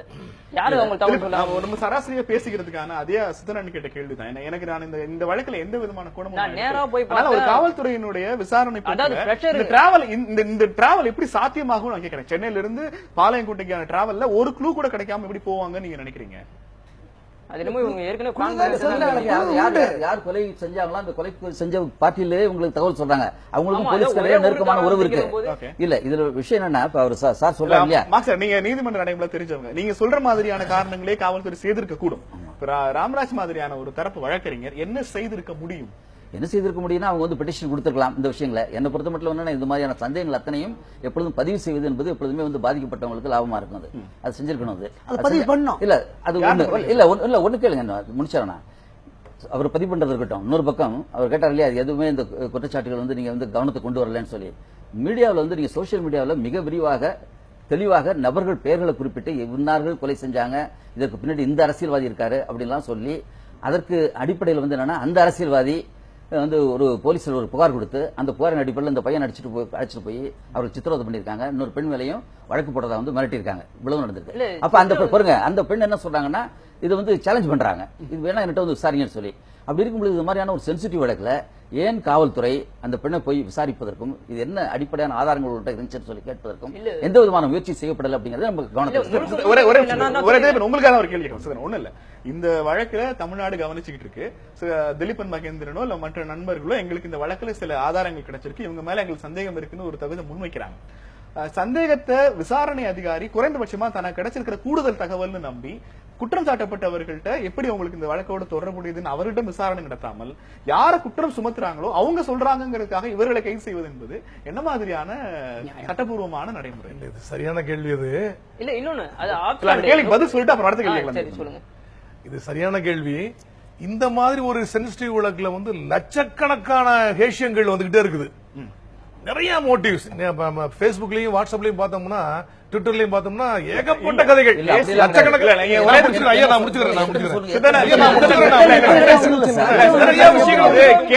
கேள்விக்கான பதிலா இருக்குமே தவிர விடையா இருக்குமா? ஏன்னா நீங்க சொல்ற 1000 லட்சம் கேஷியங்களும் சில பேர்களுக்குள்ள மொத்தமா அடங்கிடுச்சு.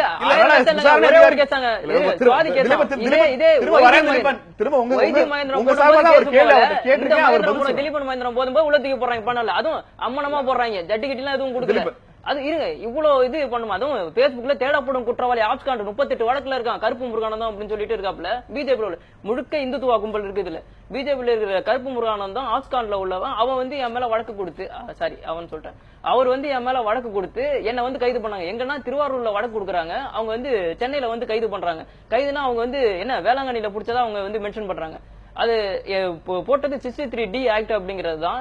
அது வந்து பெயிலபிள் கேஸ் தான். நினைச்சா வந்து நீதிபதியா விட்டுருந்துருக்கலாம், என்ன ஓன் பெயில என்ன விட்டுருந்தலாம் உள்ள 12 நாள் உள்ள. அன்னைக்கே எனக்கு பெயில் கிடைச்சது உள்ள, என்ன ஷோட்டி கொடுத்தும் உள்ள. அதுவும் என்ன வந்து என்ன தனிமை சிறையில் மென்டல் பாக்கணும், அது தனியாவே இருந்து இது பைத்தியமா வாங்கல, அந்த சிறையில அடைக்கிறாங்க. அந்த சிறையில அடிச்சு இந்த 37 பேர்ல 38வது ஆளா ஒரே ஒரு பெரிய ட்ரௌசர் ஒண்ணு முடிச்சு கொடுத்து ஒரு டம்ளர் ஒண்ணு கொடுத்து, ஃபேனு கிடையாது, லைட்டு கிடையாது, எதுவுமே கிடையாது, அந்த கட்டம் தர ஒண்ணு அதுலதான் படுத்து தூங்கணும், கொசு கடி போர்வை கூட கிடையாது. அப்படியே டார்ச்சர் பண்ண, என்ன மென்டல் டார்ச்சர் கொடுக்குறாங்க, பேசக்கூடாது அப்படின்னு சொல்லிட்டு. நான் வலைதளத்துல நான் எழுதிட்டு தான் இருந்தேன். நான் ஒன்னும் பெரிய ஆளாம் கிடையாது, ஏதோ சின்ன பையன் ஏதோ பேசுறாங்க நான் முடிச்சிரு அப்படின்னு சொல்லி. அதே மாதிரிதான் அந்த நேரா சொன்ன வந்த பொண்ணையும் அதே மாதிரி பண்ணி அந்த பொண்ணை ஒரு மாதிரி பண்ணி அந்த பொண்ணை ஓட வச்சுட்டாங்க. அதாவது எல்லா குற்றத்தையும் மறைக்கிறாங்க. இந்த நீதித்துறை, காவல்துறை, பார்ப்பனையும் ஊடகம் தாங்க முதல்ல மெயின். எல்லாருமே சேர்ந்துதான் ரொம்ப மிக முக்கியமான ஸ்டேட்மெண்ட் இது. ஏன்னு கேட்டீங்கன்னா, இது வந்து ஒரு கூடுதலான ஒரு தகவல் சொல்ல போற ஒருத்தர் வந்து குற்றஞ்சாட்டி உள்ள தள்ளுறாங்க அப்படின்னா, அப்போ வந்து காவல்துறை வந்து ரொம்ப ப்ரீ பிளான்டாக உண்மை குற்றவாளிகள் அப்படிங்கறது அவங்களோட நோக்கமா இருந்திருக்கு. அந்த நோக்கத்தினுடைய வெளிப்பாடுங்கிறதுக்கு தான் ஒரு நிமிஷம். ரொம்ப எளிமையான கேள்வி. ஒரு கொலை வழக்கு தமிழகம் முழுக்க சீரப்பட்ட வழக்கு விசாரிச்சுட்டு இருக்காங்க. ஒரு பையன் பேஸ்புக்ல ஸ்டேட்டஸ் போற, எனக்கு இந்த வழக்கில் இவர் மீது சந்தேகம் இருக்கிறதுன்னு. நீங்க ஒன்று அந்த நபரை விசாரிச்சு கூட வேண்டாம், ஆனா அந்த நபர் புகார் கொடுத்தாருங்கிறதுக்காக இவர் பிடிச்சு உள்ளதுக்கு போட முடியும்னா உண்மையில் அதிகாரம் என்பது யாரிடம் இருக்கிறதுன்னு ஒரு கேள்வி வரலையா? திலீபன் அவரை நம்ம பதில் சொல்ல வைக்கணும். இல்ல இது நம்ம திலீபன் சொன்னது வந்து ரொம்ப வருத்தக்குரியதா இருக்கிறது. கண்டிப்பாக அதாவது மீயர் சந்தேகத்தின் அடிப்படையில் ஒண்ணு கொடுத்தாங்க அப்படிங்கறத வச்சுக்கிட்டே நம்ம வந்து நிறைய ப்ரொசீட் பண்ணி யாரும் மேலே உடனே ஆக்ஷன் எடுக்க முடியாது. நாங்க ஆக்ஷன் எடுக்கலன்னு அர்த்தம் கிடையாது. இல்ல நீங்க ஆக்ஷன் எடுத்துக்கீங்க. திலீபன் ஒரு செகண்ட் முடிச்சுக்கிறேன், நீங்க மாத்தாதீங்க, ஒரு செகண்ட் முடிச்சுக்கிறேன் நானு. ஒய்ஜி மகேந்திரன் மேல எடுக்கல. நீங்க சொல்றதுல பாயிண்டே இல்லன்னு அர்த்தம். சரி பேசுங்க. நான் சொல்ல வர கொஞ்சம் முடிச்சுட்டு கேட்டு நீங்க பேசுறீங்க. இப்போ நிறைய சந்தேகங்கள் சொல்றாங்க. சந்தேகம் சொல்ற எல்லாருமே விசாரிக்க முடியாது, அல்லது வெளிப்படையாக விசாரிக்க முடியாது.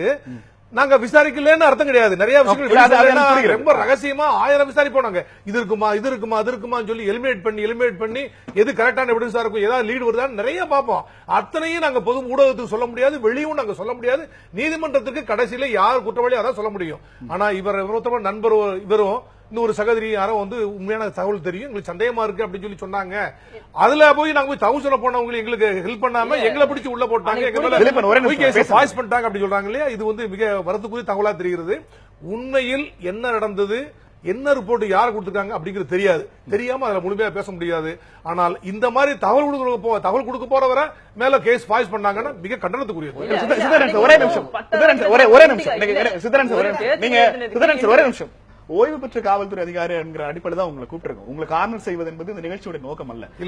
ஆனால் நீங்க அது வெளிப்படையா பல இடங்கள்ல இந்த ஒட்டுமொத்த விசாரணையிலுமே எங்கெல்லாம் பிழை ஏற்பட்டு கொண்டே இருக்கிறதுங்கிறத தொடர்ச்சியா பதிவு பண்றீங்க.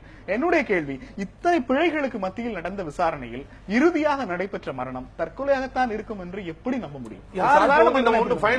ஃபைனாலிட்டிக்கே வரலையே. இது ஒரு அன்நேச்சுரல் டெத்துங்க. தற்கொலை சொல்ல முடியாதுங்க யாருமே. அன்நேச்சுரல் டெத் அவ்வளவுதான். இதுல இப்ப சிறைத்துறையில கொடுக்கப்பட்ட ரிப்போர்ட்ல இந்த மாதிரி ஒரு சம்பவம் நடந்திருக்கு அப்படி கொடுத்திருக்காங்க. அவங்க சிறைத்துறை அதிகாரிகள் கொடுத்த ரிப்போர்ட்டின் பேரில் ஒரு 176(1)(a) ஒரு வழக்கு பதிவு செய்யப்பட்டிருக்கிறது. அதை இப்ப நீதித்துறையில் சேர்ந்த நீதித்துறை நடுவர் விசாரணைக்கு உட்படுத்தப்பட்டிருக்கிறது. இப்ப ஐயா சொன்ன மாதிரி நாளைக்கு பிரேத விசாரணை நடந்து பிரேத மருத்துவ பரிசோதனை நடந்து ஏகப்பட்ட எவிடன்ஸ் எல்லாம் கலெக்ட் பண்ணி எல்லாம் பண்ணி அங்க எல்லாம் வீடியோ எடுத்து எல்லாமே பண்ணி முடிச்ச பிறகுதான் இது உண்மையிலேயே ஒரு விபத்தா நடந்ததா அல்லது தற்கொலையா நடந்ததா இல்ல வேற ஏதாவது ஒரு ஹோமிசைடு மாதிரி ஒரு சம்பவம் நடந்திருக்கிறதா இங்க அப்படிங்கிறது விசாரணை முடியல் தான் தெரிய வரும். அதுக்கு முன்னாடி நம்ம வெரி மச் பிரிமேச்சர். இப்போ எல்லா சந்தேகங்களும் நம்ம சொல்லிட்டு திலீபனும் சரி மார்க்ஸும் சரி தொடர்ச்சியாக முன்வைக்கிற வாதம் என்பது காவல்துறையினுடைய மிஸ்லீடிங் அல்லது விசாரணையில பிழையெல்லாம் இல்ல, இது எக்ஸ்டர்னல் போர்ஸ் ஒன்னு இயக்கி கொண்டிருக்கிறது. அதன் அடிப்படையில காவல்துறையினர் திக்கு தெரியாமல் செய்கிறார்கள். ரெண்டு பேரும் இல்ல, மிக தவறானது. இப்படி நம்ம போனோம்னா யாரையுமே நம்பாம நீங்க எல்லா கேஸ் முக்கியமான கேஸ்ல போனா ஒரு சென்சிட்டிவ் கேஸ் ஒரு சென்சிட்டிவ் கேஸ்ல இல்ல இந்த மாதிரி பல்வேறு விஷயமான ஒரு இதெல்லாம் வரும்போது சில முரண்பாடுகள் வருது. அங்க கேரண்டி வச்சுக்கிட்டு உடனே இது அரசாங்கம் தான் சம்பந்தப்பட்டிருக்கு, இதுல முக்கியமான நபர்கள் சம்பந்தப்பட்டிருக்காங்க, காவல்துறை ஃபாய்ஸ் பண்ணிருக்காங்க, போய் கேஸ் போடுறாங்க அப்படின்னு பொதுவா எந்த விதமான அலிகேஷன் இந்த மாதிரி ஒரு சப்ஸ்டான்ஷியல் எவிடன்ஸ் இல்லாம சும்மா இந்த மாதிரி பொத்தாம்போதா குற்றச்சாட்டு மிக வருத்தத்துக்குரியது.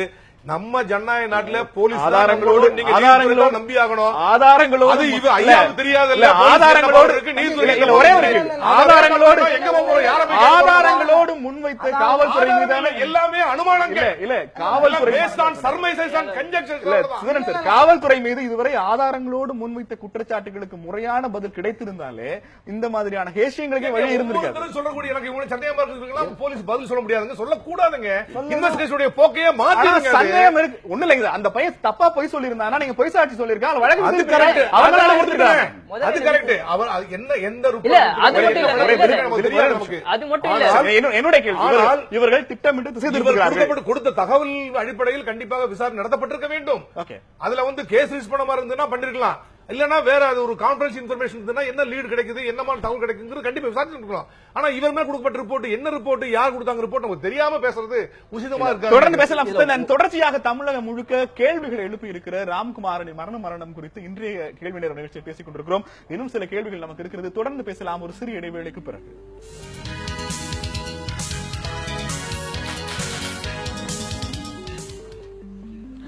கேள்வி நேரம் தொடர்கிறது. தமிழகத்தையே பரபரப்புக்குள்ளாக்கி இருக்கிற ராம்குமாரனுடைய மரணம் குறித்து இன்றைய கேள்வி நேரம் நிகழ்ச்சியில் பேசிக் கொண்டிருக்கிறோம். சார், நிறைய மரணங்களை பார்த்தவர் அப்படிங்கிற முறையில, பல வழக்குகளுக்காக பார்த்தவர் என்கிற முறையில் ஒரு இந்த வகையிலான லாக்அப் மரணங்களை, தற்கொலைன்னு சொல்லப்படுற மரணங்களை, அந்த மரணத்திற்கு பிறகு அந்த வழக்கினுடைய போக்கு, அந்த வழக்கிற்கான நீதிங்கிறதுல பெரிய தொடர்ச்சி எதுவும் இல்லாமல் இருப்பதும், அந்த காவல்துறை அதிகாரிகளுக்கு அல்லது சிறைத்துறை அதிகாரிகளுக்கு தண்டனை வாங்கி கொடுக்கறதுல தீவிரம் இல்லாமல் இருப்பதும் இந்த மாதிரியான சம்பவங்கள் தொடர்வதற்கு காரணம்னு எடுத்துக்கலாமா? நிச்சயமாக. அது மாத்திரம் இல்ல, அரசாங்கத்துக்கு ஒரு கொள்கையே இருக்கு. அதிலும் குறிப்பா தமிழ்நாடு அரசாங்கத்துக்கு அந்த கொள்கை இருக்கு. அதிலும் குறிப்பா இப்ப இருக்கிற அரசுக்கு போலீஸ்காரர்கள் என்ன செஞ்சாலும் அவங்களை காப்பாற்றணும் அப்படிங்கிற ஒரு நோக்கம் இருக்கு. அதை வெளிப்படையாக செய்யறாங்க அவங்க. அதனால இதுவரைக்கும் எந்த போலீஸ்காரர்களும் இந்த மாதிரியான அத்துமீறல்கள் நிரூபிக்கப்பட்ட பிறகு கூட தண்டிக்கப்பட்டதா வரலாறே இல்லை. தண்டிக்கப்பட்டிருக்காங்க. எப்படி தண்டிக்கப்பட்டிருக்காங்கன்னா, உதாரணமா இப்ப கான்சாபுரம் கிட்டப்பான்னு சொல்லி ஒரு நபரை 2 வருஷத்துக்கு முன்னாடி திருநெல்வேலியில இவங்க என்கவுண்டர் பண்ணி கொள்றாங்க. அது பொய் அப்படின்னு சொல்லி நாங்க ஒரு அறிக்கை அனுப்புறோம். அந்த அறிக்கை மேல NHRC நடவடிக்கை எடுத்து இன்னைக்கு ஒரு 12 போலீஸ் ஆபீசர்ஸ் சஸ்பெண்ட் ஆயிருக்காங்க. ஆனால் இன்னொரு வழக்கு தொடர்பாக மதுரையில் நாங்க விசாரிக்க போன பொழுது அங்க அந்த விசாரணை அதிகாரியிடம் 2 பேர் அங்க பேசிட்டு இருக்காங்க. இது தொடர்பாக நிச்சயமாக அந்த 12 பேரும் மீண்டும் அவர்கள் சர்வீஸ்ல சேர்க்கப்பட போகுது என்பது சத்தியமா நடக்க போற விஷயம் இது. எனவே அந்த வகையில் வந்து போலீஸ்காரர்கள் தொடர்ச்சியாக காப்பாற்றப்படக்கூடிய ஒரு நிலை இருக்கிறது வரைக்கும் இது தொடர்ச்சியாக நடந்துட்டே இருக்கும். ஒரு சட்ட போராட்டங்களின் வாயிலாக இது தவிர்க்க முடியும் உங்களுக்கு நம்பிக்கை இல்லையா? சட்ட போராட்டங்கள் மூலமாக சில விஷயங்கள் வந்து இண்டிவிஜுவலா வந்து நாங்க வந்து சில விஷயங்களை செய்யறோம். அதுக்கு மேல வந்து ஒரு ஒட்டுமொத்தமாக ஒரு சமூக மாற்றத்தை ஏற்படுத்தக்கூடிய அளவுக்கு எனக்கு அடிப்படை ஒரு கேள்வி இருக்கு. இப்போ திலீபனோ இல்ல திலீபனுக்கு வந்து மொத்தமாக இந்த அமைப்பின் மீது நம்பிக்கை இல்லைங்கிறத அவர் திரும்ப சொல்லிட்டு இருக்காரு. ஆனா ஒரு அமைப்புக்குள்ளாக எல்லோர் மீதும் சந்தேகப்படுவது என்பது அந்த அமைப்பினுடைய செயல்பாட்டு தன்மையை கேள்விக்குள்ளாக திரும்ப நீதித்துறை செயல்பாடு மதிப்பிழந்து விட்டது, நீதித்துறை கரைபடிந்து விட்டதுன்னு பொதுவான ஸ்டேட்மெண்ட்டுகளால் நம்மளே ஏமாத்திட்டு இருக்கோம் நினைக்கிறீங்க? அப்படி இல்ல, நமக்கு வந்து ஏமாற்றங்கள் நடந்துட்டு இருக்கு, நமக்கு வந்து ஏமாற்றப்பட்டு கொண்டிருக்கிறோம் அப்படிங்கிற விஷயத்தை நம்ம தெரிவிச்சாகணும். அதே சமயத்தில் வந்து சிஸ்டத்துக்குள்ள நமக்கு மேக்ஸிமம் என்ன பாசிபிலிட்டிஸ் இருக்கோ அந்த பாசிபிலிட்டிஸ் வந்து நம்ம செயல்படுத்தி ஆகணும். அப்படிதான் நாங்களாம் வந்து செயல்பட்டு இருக்கோம். இப்போ எங்களுக்கு நாங்க வந்து உண்மையையும் கூட அறிக்கை ஒன்று நாங்கள் வெளியிட்டோம்னா அதன் மூலம் வந்து அப்படியே பிரச்சனை தீர்ந்து போறதுங்கிறது இல்ல. பட் அதே சமயத்தில் வெளியிடுவதன் மூலமாக சில இந்த மாதிரியான பிரச்சனை இருக்குங்கிறது கவனத்துக்கு கொண்டு வரும். அது சில வகையில் வந்து பெனிஃபிட்ஸ் இருக்கு. அந்த வகையில் வந்து இந்த போராட்டங்கள் தொடர்ச்சியாக நடந்துகிட்டே தான் இருக்கு. இப்ப சார் சொன்ன ஒரு விஷயத்துல வந்து என்னன்னா வந்து ஏகப்பட்ட விஷயங்கள் வந்துட்டு இருக்கு, நாங்க எல்லாத்தையும் விசாரிக்க முடியாது அப்படின்னு சொல்றாரு அவரு. ஆனால் உண்மையிலேயே பாத்தீங்கன்னா இந்த தொடர்பாக வந்து ஏகப்பட்ட இது அது விஷயங்கள் வரவே இல்லை. இதுல வந்து ஒரு குறிப்பிட்டதுதான், நீங்க நபர்களை குறிப்பிட்டு இன்னார் கருப்பு முருகானந்தம் என்கிற இன்னைக்கு ஒரு உயர் பொறுப்பில் இருக்கக்கூடிய 38 வழக்குகள் அவர் மேல இருக்கு. அதுல 20 வழக்குகள் விசாரணையில் இருக்கு. அப்படிப்பட்ட வந்து ஒரு குற்றம் சுமத்தப்பட்டவர், குற்றத்துக்காக விசாரிக்கப்படக்கூடியவர் கொடுத்த ஒரு புகாரை வந்து இந்த போலீஸ் காவல்துறை வந்து ரொம்ப சீரியஸா எடுத்துட்டு எந்த விதமான குற்றம் செய்யாத ஒரு அப்பாவி பையன் அவன் வந்து நீங்க வந்து தனக்கு தெரிஞ்ச உண்மைகளை சொன்னது வந்து நீங்க வந்து அடிச்சு சித்திரவதை பண்ணி அவன் மேல கேஸ் போடுறது அப்படின்னா இது வந்து நீங்க வந்து குறிப்பா வந்து அந்த கேஸ் போட்ட அந்த குறிப்பிட்ட போலீஸ் அதிகாரியோ அல்லது அடிச்ச அந்த நபரோ மட்டுமே இதுல குற்றவாளிகள் இல்ல. இது மேலிருந்து திட்டமிடப்படக்கூடிய ஒன்று. அந்த வகையில் வந்து இது வந்து முழுமையா வந்து இந்த பிரச்சனை ராமநாத் சார், எனக்கு அடிப்படை கேள்வி, அவர் நீங்க முன்வைத்திருக்கிற கருப்பு முருகானந்தம் ஒரு ஊடகத்துக்கு பேட்டி அளித்திருக்கிறார். எனக்கு நீங்க சொல்ற சுவாதியும் தெரியாது, ராம்குமாரையும் தெரியாது, ஏன் தொடர்ச்சியாக என்னோட பேர் இதுல பயன்படுத்துறாங்க? என்னுடைய கேள்வி, உங்களை பொறுத்த வரைக்கும் சுவாதிக்கும் ராம்குமாருக்குமே தொடர்பு இல்லாத போது இந்த கொலை செய்ததில் அவருக்கு தொடர்பு இருக்கிறது எதன் அடிப்படையில் தொடர்ச்சியாக கேள்வி முடிச்சு திரும்ப வரேன். கொஞ்சம் நான் வந்து எப்பயுமே முருகானந்தம் கொலை செஞ்சாருன்னு சொல்ல வரல. இந்த கொலையை ஒரு நபர் செய்திருக்க இயலாது அப்படிங்கறத விஞ்ஞானபூர்வமா நிரூபிச்சு காட்டினேன். தடையை ஒரு நபர் நின்று கொண்டிருக்கும் நபரை ஒரு வெட்டுக்கு மேல் மறுவெட்டு அதே இடத்தில் வெட்ட இயலாது. ஒன்று அவர் ஓடி விடுவார் அல்லது கீழே சாய்ந்து விடுவார். அப்ப கொஞ்சம் பொறுமையா கேளுங்க. அப்ப வந்து யாரோ பிடிச்சுக்கிட்டு தான் வெட்டணும். 2 பேர் பிடிச்சுக்கிட்டு தான் வெட்டியிருக்காங்க. அதை எனக்கு கிடைத்த தகவல் அதுதான். பர்தா போட்டவங்க வந்து 2 பேரும் வந்து பர்தா போட்டுக்கிட்டு 2 பேரும் வந்து இருபுறம் பிடித்துக் கொண்டு ஆண்கள் ஒரு நபர் முகத்தில் மூடி போட்டு கர்ச்சிப்பை மூடியை கட்டி கொண்டு தலையில் வெட்டினார்கள் அப்படிங்கிறது பொருத்தமா இருந்துச்சு. அப்படி வெட்டி இப்படி சுத்தி உழுதாங்க, அந்த ரவுண்டா ரத்தம் உழுவுது. இப்படித்தான் வெட்டிருக்க முடியும். ஒரு கற்றறிந்த ஒரு ஐபிஎஸ் ஆபீசர், மூத்த நல்ல ஒரு நீண்ட நாள் பணியில் இருந்தவர் வந்து இந்த கொலையை ஒரே நபர் தான் செய்திருக்க இயலும் என்று எடுத்த பொதுவா ஒரு ஸ்டேட்மெண்ட் விடுவது எவ்வளவு தற்குறித்தனமானது. அப்ப அதுதான் இதுதான் சொல்ல வர. இந்த கொலையை மறைப்பதற்கு ஒரு அப்பாவி கிடைச்சிட்டு இவரை நிச்சயமா விசாரிக்க போறது இல்ல, நடுவுல தான் கொல்ல போறோம். அதனால அந்த வழக்கு அதோட முடிஞ்சிடும். இல்ல, இப்ப எனக்கு இன்னொரு கேள்வி இருக்கிறது. இவ்வளவு தெளிவாக பேசுகிற ராமராஜ் அவர்கள் அந்த பையன் வந்து தற்கொலை செய்யல, பிளேட்லா கீர்னதே காவல்துறை அதிகாரிகள் அல்லது கூலிப்படைகள் தான் நீங்க திரும்ப சொல்கிற போது அவருடைய உயிருக்கு ஆபத்து இருக்கும்னு தெரிகிற போது சட்ட ரீதியான அடுத்த கட்ட போராட்டங்களையே நடத்தல. நான் அடுத்த கட்ட போராட்டத்தை நகர்த்தி தான் சிறைச்சாலையில் வந்து அந்த விஜயகுமார் சொன்ன அடிப்படையில பாதுகாப்பு இருக்குங்கிற நம்பிக்கையில் விட்டுருந்தேன். இன்றைக்கு விஜயகுமார் மாறுதாங்க விஷயம் தெரியல. அதை மீறித்தான் கருப்பண்ணன் ஐபிஎஸ் ஒரு முன்னாள் நீதிபதியாக தற்போதைய வழக்கறிஞராக எப்போது வேண்டுமானாலும் நீதிபதியின் கதவை தட்டுவதற்கான எல்லா உரிமைகளும் உங்களுக்கு இருந்தும் அவர் கொலை செய்யப்படலாம்னு உங்க உள்மனது சொல்கிறது. சிறை காவலர் மாற்றப்பட்டிருக்காருன்னு நீங்க நம்புறீங்க. முயற்சிகள் போதுமான அளவு நீங்க எடுத்தீங்களா? அதுல தவறிட்டேன், உண்மையிலே சொல்றேன். அது உண்மையிலே நான் வந்து இந்த நீதித்துறையும் இந்த சிறைத்துறையும் வந்து நீதியை படுகொலை செய்யும் என்ற படுகொலை செய்யாது என்று நினைச்சுக்கிட்டு இருந்தேன். அவர் கொலைகாரர்கள் தான், அவர்கள் படுகொலைகாரர்கள் தான் என்பதை இப்பதான் நான் பாக்குறேன். வேதனையோட அதுல நான் வந்து அதை தாண்டி நடவடிக்கை எடுக்கிறதுக்கு நான் தவறிட்டேன். இல்ல, இப்ப நீங்க சொன்ன இந்த என்னுடைய உள்மனது சொல்கிறது அவர் கொலை செய்யப்படலாம், இந்த விஷயங்களை எல்லாம் ராம்குமார் உங்களிடம் எப்போதாவது சொன்னாரா? இல்ல ராம்குமார் சொல்ல, உள்மனது இல்ல, வெளியே இருந்து எனக்கு 2 மாதம் தகவல் கிடைச்சிட்டு இருந்துச்சு. இல்ல, ராம்குமார் உங்களிடம் சொன்னாரு. இப்ப நீங்க போன சனிக்கிழமை இதே மாதிரி ஒரு சம்பவம் நடந்ததுன்னு சொன்னீங்க. அப்படி இதே முயற்சி நடக்குன்னு உங்ககிட்ட அவர் சொன்னாரான்னு? இல்ல என்ன நல்லா பாதுகாப்புல வச்சிருக்கான்னு சொன்னாரு. ஆனா வந்து என்னுடைய கேள்வி, பாதிக்கப்பட்ட ராம்குமார் உங்களிடம் பேசுகிற போதே சிறைத்துறை அதிகாரிகள் என்னை சிறப்பாக வைத்திருக்கிறார்கள், நன்றாக கவனித்துக் கொண்டிருக்கிறார்கள் சொல்கிற போது எப்படி உங்களுக்கு சந்தேகம் வந்ததுன்னு நான் கேட்கிறேன். அந்த சொன்ன சிறைத்துறை அதிகாரிகளுக்கு வச்சிருந்த அந்த சிறை அதிகாரி அன்று நான் போய் பார்க்க போற அன்னைக்கு மாற்றப்படுறாரு, வேற சிறைத்துறை அதிகாரி வேற, ஒரே நாள்ல அவர் மாற்றப்பட்ட மறுநாள் கொல்லப்படுகிறார். இதுதான் எனக்கு வந்த சந்தேகத்துக்கு. ஏன்னா அந்த சிறைத்துறை அதிகாரி வந்து அவர் வந்து ரொம்ப கேஷுவலா நான் பாத்துக்கிறத, நிச்சயமாக அவனை வந்து நான் பாத்துக்கிறத நீங்க பெயில் போடுறதுக்கு மட்டும் முயற்சி பண்ணுங்க, 90 நாள் வரைக்கும் வெயிட் பண்ணுங்க. அந்த 10 நாள் இருக்கு. தைரியம் நேர்மையான காவல்துறையா இருந்தால், நேர்மையான நீதித்துறையா இருந்தால் நினைஞ்சிருக்கும், அவரை வந்து சட்டத்துக்கு நிறுத்தி தண்டனை வாங்கி கொடுத்திருக்கணும். இப்ப இன்னும் வந்து ராம்குமார் தான் நாங்க இப்பயும் சொல்றோம், ராம்குமார் குற்றவாளி அல்ல. இந்த தைரியம் இருந்தா, இந்த நீதித்துறைக்கு தைரியம் இருந்தால் அந்த வழக்கை வந்து இந்த காவல்துறை நடத்த தயாரா இருக்கா? ராம்குமார் குற்றவாளி இல்ல, நீங்க தொடர்ந்து வாதாட தயாரா இருக்கும். வழக்கை நடத்தணும், நடத்தி மக்கள் மத்தியில் ராம்குமார் குற்றவாளி என்று நிரூபிக்கணும். அப்பனா நாங்க கொலை செய்யப்படலன்னு நாங்க ஒத்துக்கிறோம். இல்லாத பட்சத்தில் வந்து ராம்குமாரை கொலை செய்தது காவல்துறை மட்டுமல்ல, நீதித்துறையை சேர்த்தான் சொல்லுவேன். திலீபன், எனக்கு கேட்க வேண்டிய மிக முக்கியமான கேள்வி, அவர் கருப்பு முருகானந்தம் நீங்க திரும்ப சொன்ன பெயர், பாஜகவினுடைய பொதுச் செயலாளர். அவர் வந்து ஒரே ஒரு தடவை தான் சொன்னேன். அதாவது என்னுடைய கேள்வி, நீங்க பிரான்ஸ்ல இருக்கிற தமிழச்சி என்கிற பெண்மணி, இவர்கள் இருவரும் தான் ஒரு பெயரை முன்வைக்கிறீங்க. எந்த ஆதாரமும் இல்லாமல் சுவாதி கொலை வழக்கில் ராம்குமார் கைது பண்ணாங்கிற உங்க குற்றச்சாட்டு உண்மைனா, எந்த ஆதாரமும் இல்லாமல் நீங்களும் இன்னொரு பெயரை தொடர்ந்து சொல்லிக்கிட்டே இருக்கிறீங்க. ஆதாரம் எங்கிறது அவருடைய கேள்வி. எதன் ஒரு யூகத்தின் அடிப்படையில் நீங்க தொடர்ச்சியான ஒரு ப்ரொபகண்டாவை பண்ணிட்டே இருக்கீங்க. அவர் நான் கொலை பண்ணதான் நான் ஒரு தடவை சொன்னது கிடையாது.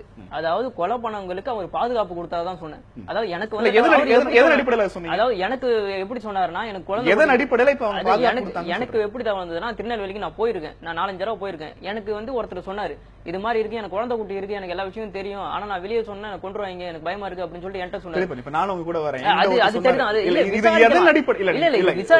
எதன் அடிப்படையில, தரவுகளின் அடிப்படையிலயா, ஆதாரங்களின் அடிப்படையிலயா, தனி மனிதர்களின் அடிப்படையிலயா, வாக்குமூலத்தின் அடிப்படையில, இந்த அடிப்படையில இல்லாமல் யார் வேண்டுமானாலும் யார் மீது வேண்டுமானாலும் ஒரு புகாரை சுமத்திட்டு அவர் தான் குற்றவாளின்னு சமூக வலைத்தளத்தில் எனக்கு ப்ரொஃபைல் இருக்கு நம்ப வைக்கிறதுக்கு என்ன மாதிரியான அணுகுமுறை? இதுதாங்க சொன்னேன். ஒரே ஒரு தடவை தான் சொல்லியிருந்தேன். இது மாதிரி அவர் பாதுகாப்புல அந்த 3 பேர் இருக்காங்க அப்படின்னு சொல்லியிருந்தேன். அதாவது முத்துக்குமார் உங்களுக்கு கிடைச்ச ஒரு உறுதியற்ற தகவல், உறுதியான தகவல் ஒரே ஒரு தடவை தான். இவர் மறுபடியும் பேச வந்தா, அவரு இது புகார் கொடுத்த உடனே இவங்க ஆக்ஷன் எடுக்க வந்தா மறுபடியும் தான் கருப்பு முருகானந்தம் ஏன் இவ்வளவு பதைக்கிறாரு, ஏன் இது பண்றாரு அப்படின்னு சொல்லி தான் கேள்வி வந்தது. இங்க ஒரே ஒரு தடவை தான் சொல்ல. அவரு நான் இதெல்லாம் உங்களால் நீங்க திருநெல்வேலிக்கு போய் விசாரிச்சிருக்கீங்க, உங்ககிட்ட ஒருத்தர் சொல்லியிருக்காங்க, இதையெல்லாம் நீங்க ஏதாவது ஒரு இடத்துல கொண்டு போய் நிரூபிக்கணும். இப்போது நீங்கள் வாழ்கிற இந்த ஜனநாயக நாட்டில் நீதி வழங்குவதற்கு தான் நீதிமன்றம் இருக்கிறது. ராம்குமார் ஒரு வழக்கறிஞர் இருக்கிறார், நீங்க அவர்கிட்ட கை கோர்த்திருக்கலாம். உங்க தரப்புல ஒரு வழக்கறிஞர் எல்லா விஷயத்தையும் நான் ஷேர் பண்ணிக்கிறேன். அவர் அதாவது முதல்ல இருந்து நீங்க, அதாவது இதுல இந்துத்துவ சக்தி நிறைய இருக்குதுங்க. கொலை பண்ண முதல் நாளே பிலால் மாலிக் அப்படிங்கறதான் கொலை பண்ணா அப்படின்னு சொல்லி. என்னுடைய கேள்வி தெளிவான கேள்வி. நீங்க உங்களுக்கு கிடைச்ச தரவுகள் நீங்க நம்புறத சட்டப்பூர்வமான வழிகள்ல ஒருவேளை கொண்டு போய் முன்னிறுத்தி இருந்தால் ராம்குமாரை காப்பாற்றி இருக்கலாம்னு நான் இப்ப சொல்றேன். சட்டப்பூர்வமான வழிங்கிறது நீங்க எதையெல்லாம் கண்டுபிடித்தீர்களோ அதையெல்லாம் விசாரணை அதிகாரி முன்பாக கொண்டு போய் நிறுத்துவது. நான் கொடுத்தங்க சிபிஐ விசாரணைக்கு, நான் சொல்றது டைப் பண்ணி கொடுத்தேன் அவர்கிட்ட. என்ன விசாரிச்சாங்க சிபிஐ விசாரணைக்கு? நான் சொன்ன தகவல்லாம் நான் வந்து சிபிஐ விசாரணையில போட்டேன். அப்படியே இது பண்ணி இல்ல, என்னுடைய கேள்வி, நீங்க சேகரித்த தரவுகளையும் தகவல்களையும் இந்த வழக்கினுடைய விசாரணை அதிகாரியிடம் கொடுத்தீர்களா? விசாரணை அதிகாரியிடம் கொடுப்பதற்கு தான் விசாரணையை மாற்றி சிபிஐ கொடுங்க ஒரு நீதியர், முன்னாள் நீதியரசருக்கு நான் நீதி சொல்ல வேண்டிய அவசியம் இல்லை. ரெண்டு வேற வேற வழக்கு. நீங்க சிபிஐக்கு மாற்றணும்ங்கிறது நீதிமன்றத்தில் போட்டிருக்கிற மனு. இப்போது நடப்பில் இருக்கிற விசாரணை அதிகாரிக்கு உங்களுக்கு கிடைச்ச தகவலை கொடுக்க வேண்டியது சட்டப்பூர்வமான கடமை. இல்ல, அதை கொண்டு கொடுக்கல, அவர் வந்து வாங்க மறுத்துட்டாரு. நீங்க நான் போய் கேளுங்க தேவராஜன், இந்த இதை விசாரிங்களா? உங்கள் தரப்பிலிருந்து இந்த வழக்கு தொடர்பாக கொடுக்கப்பட்ட ஆவணங்களை காவல்துறை ஏற்க மறுத்திருக்கிறது. என்ன காரணம் சொன்னாங்க? ஒரே நிமிஷம். என்ன காரணம் சொன்னாங்க? ஒரே நிமிஷம். நாங்க சரியா விசாரிச்சுக்கிட்டு இருக்கோம். நீங்க வந்து எந்த ஆலோசனையும் எங்களுக்கு சொல்ல வேண்டியதில்லை. இதுதான் சொல்ல வேண்டிய பதில். ஒரே நிமிஷம் சார், இதுதான் சொல்ல வேண்டிய பதில். யாரும் சொல்லவே முடியாது. என்ன ஒரு தகவல் கொடுத்தா கூட இந்த மாதிரி, அதுவும் ஒரு வழக்கறிஞர், முன்னாள் நீதிபதி கண்டிப்பா கொடுத்துட்ட தகவலை கண்டிப்பா வாங்கியிருக்கணும், அக்னாலேஜ் பண்ணிருக்கணும். இவரை விசாரிச்சு 161(3) சிஆர்பிசி ஸ்டேட்மெண்ட் பதிவு பண்ணிருக்கணும். இவருக்கு அக்னாலேஜ்மெண்ட் கண்டிப்பா கொடுத்திருக்க வேண்டும். இல்லைன்னா இவர் உடனே கேட்டிருக்கணும். இல்லைன்னா ரிஜிஸ்டர்ட் போஸ்ட் அனுப்பிடலாம். அவர் அங்க யாரு ரிசீவ் பண்ணாலுமே அவருக்கு நாலேஜ் இருக்குன்னு அர்த்தமாகி போகும். நாளைக்கு அவரை வந்து நம்ம நடவடிக்கை முடியும். இல்ல நீங்க மேலதிகாரி இம்யூனிட்டி எஸ்பி கொடுக்கலாம், டிஜிபி கொடுக்கலாம். இல்ல நான் வாங்க மறுத்துட்டாங்க உடனே நீதிமன்றத்தில் அந்த அதே பிரச்சனை இதை வந்து விசாரிக்க 482 சிஆர்பிசில நான் கொடுத்த தகவலை வாங்க மறுத்துட்டாங்க.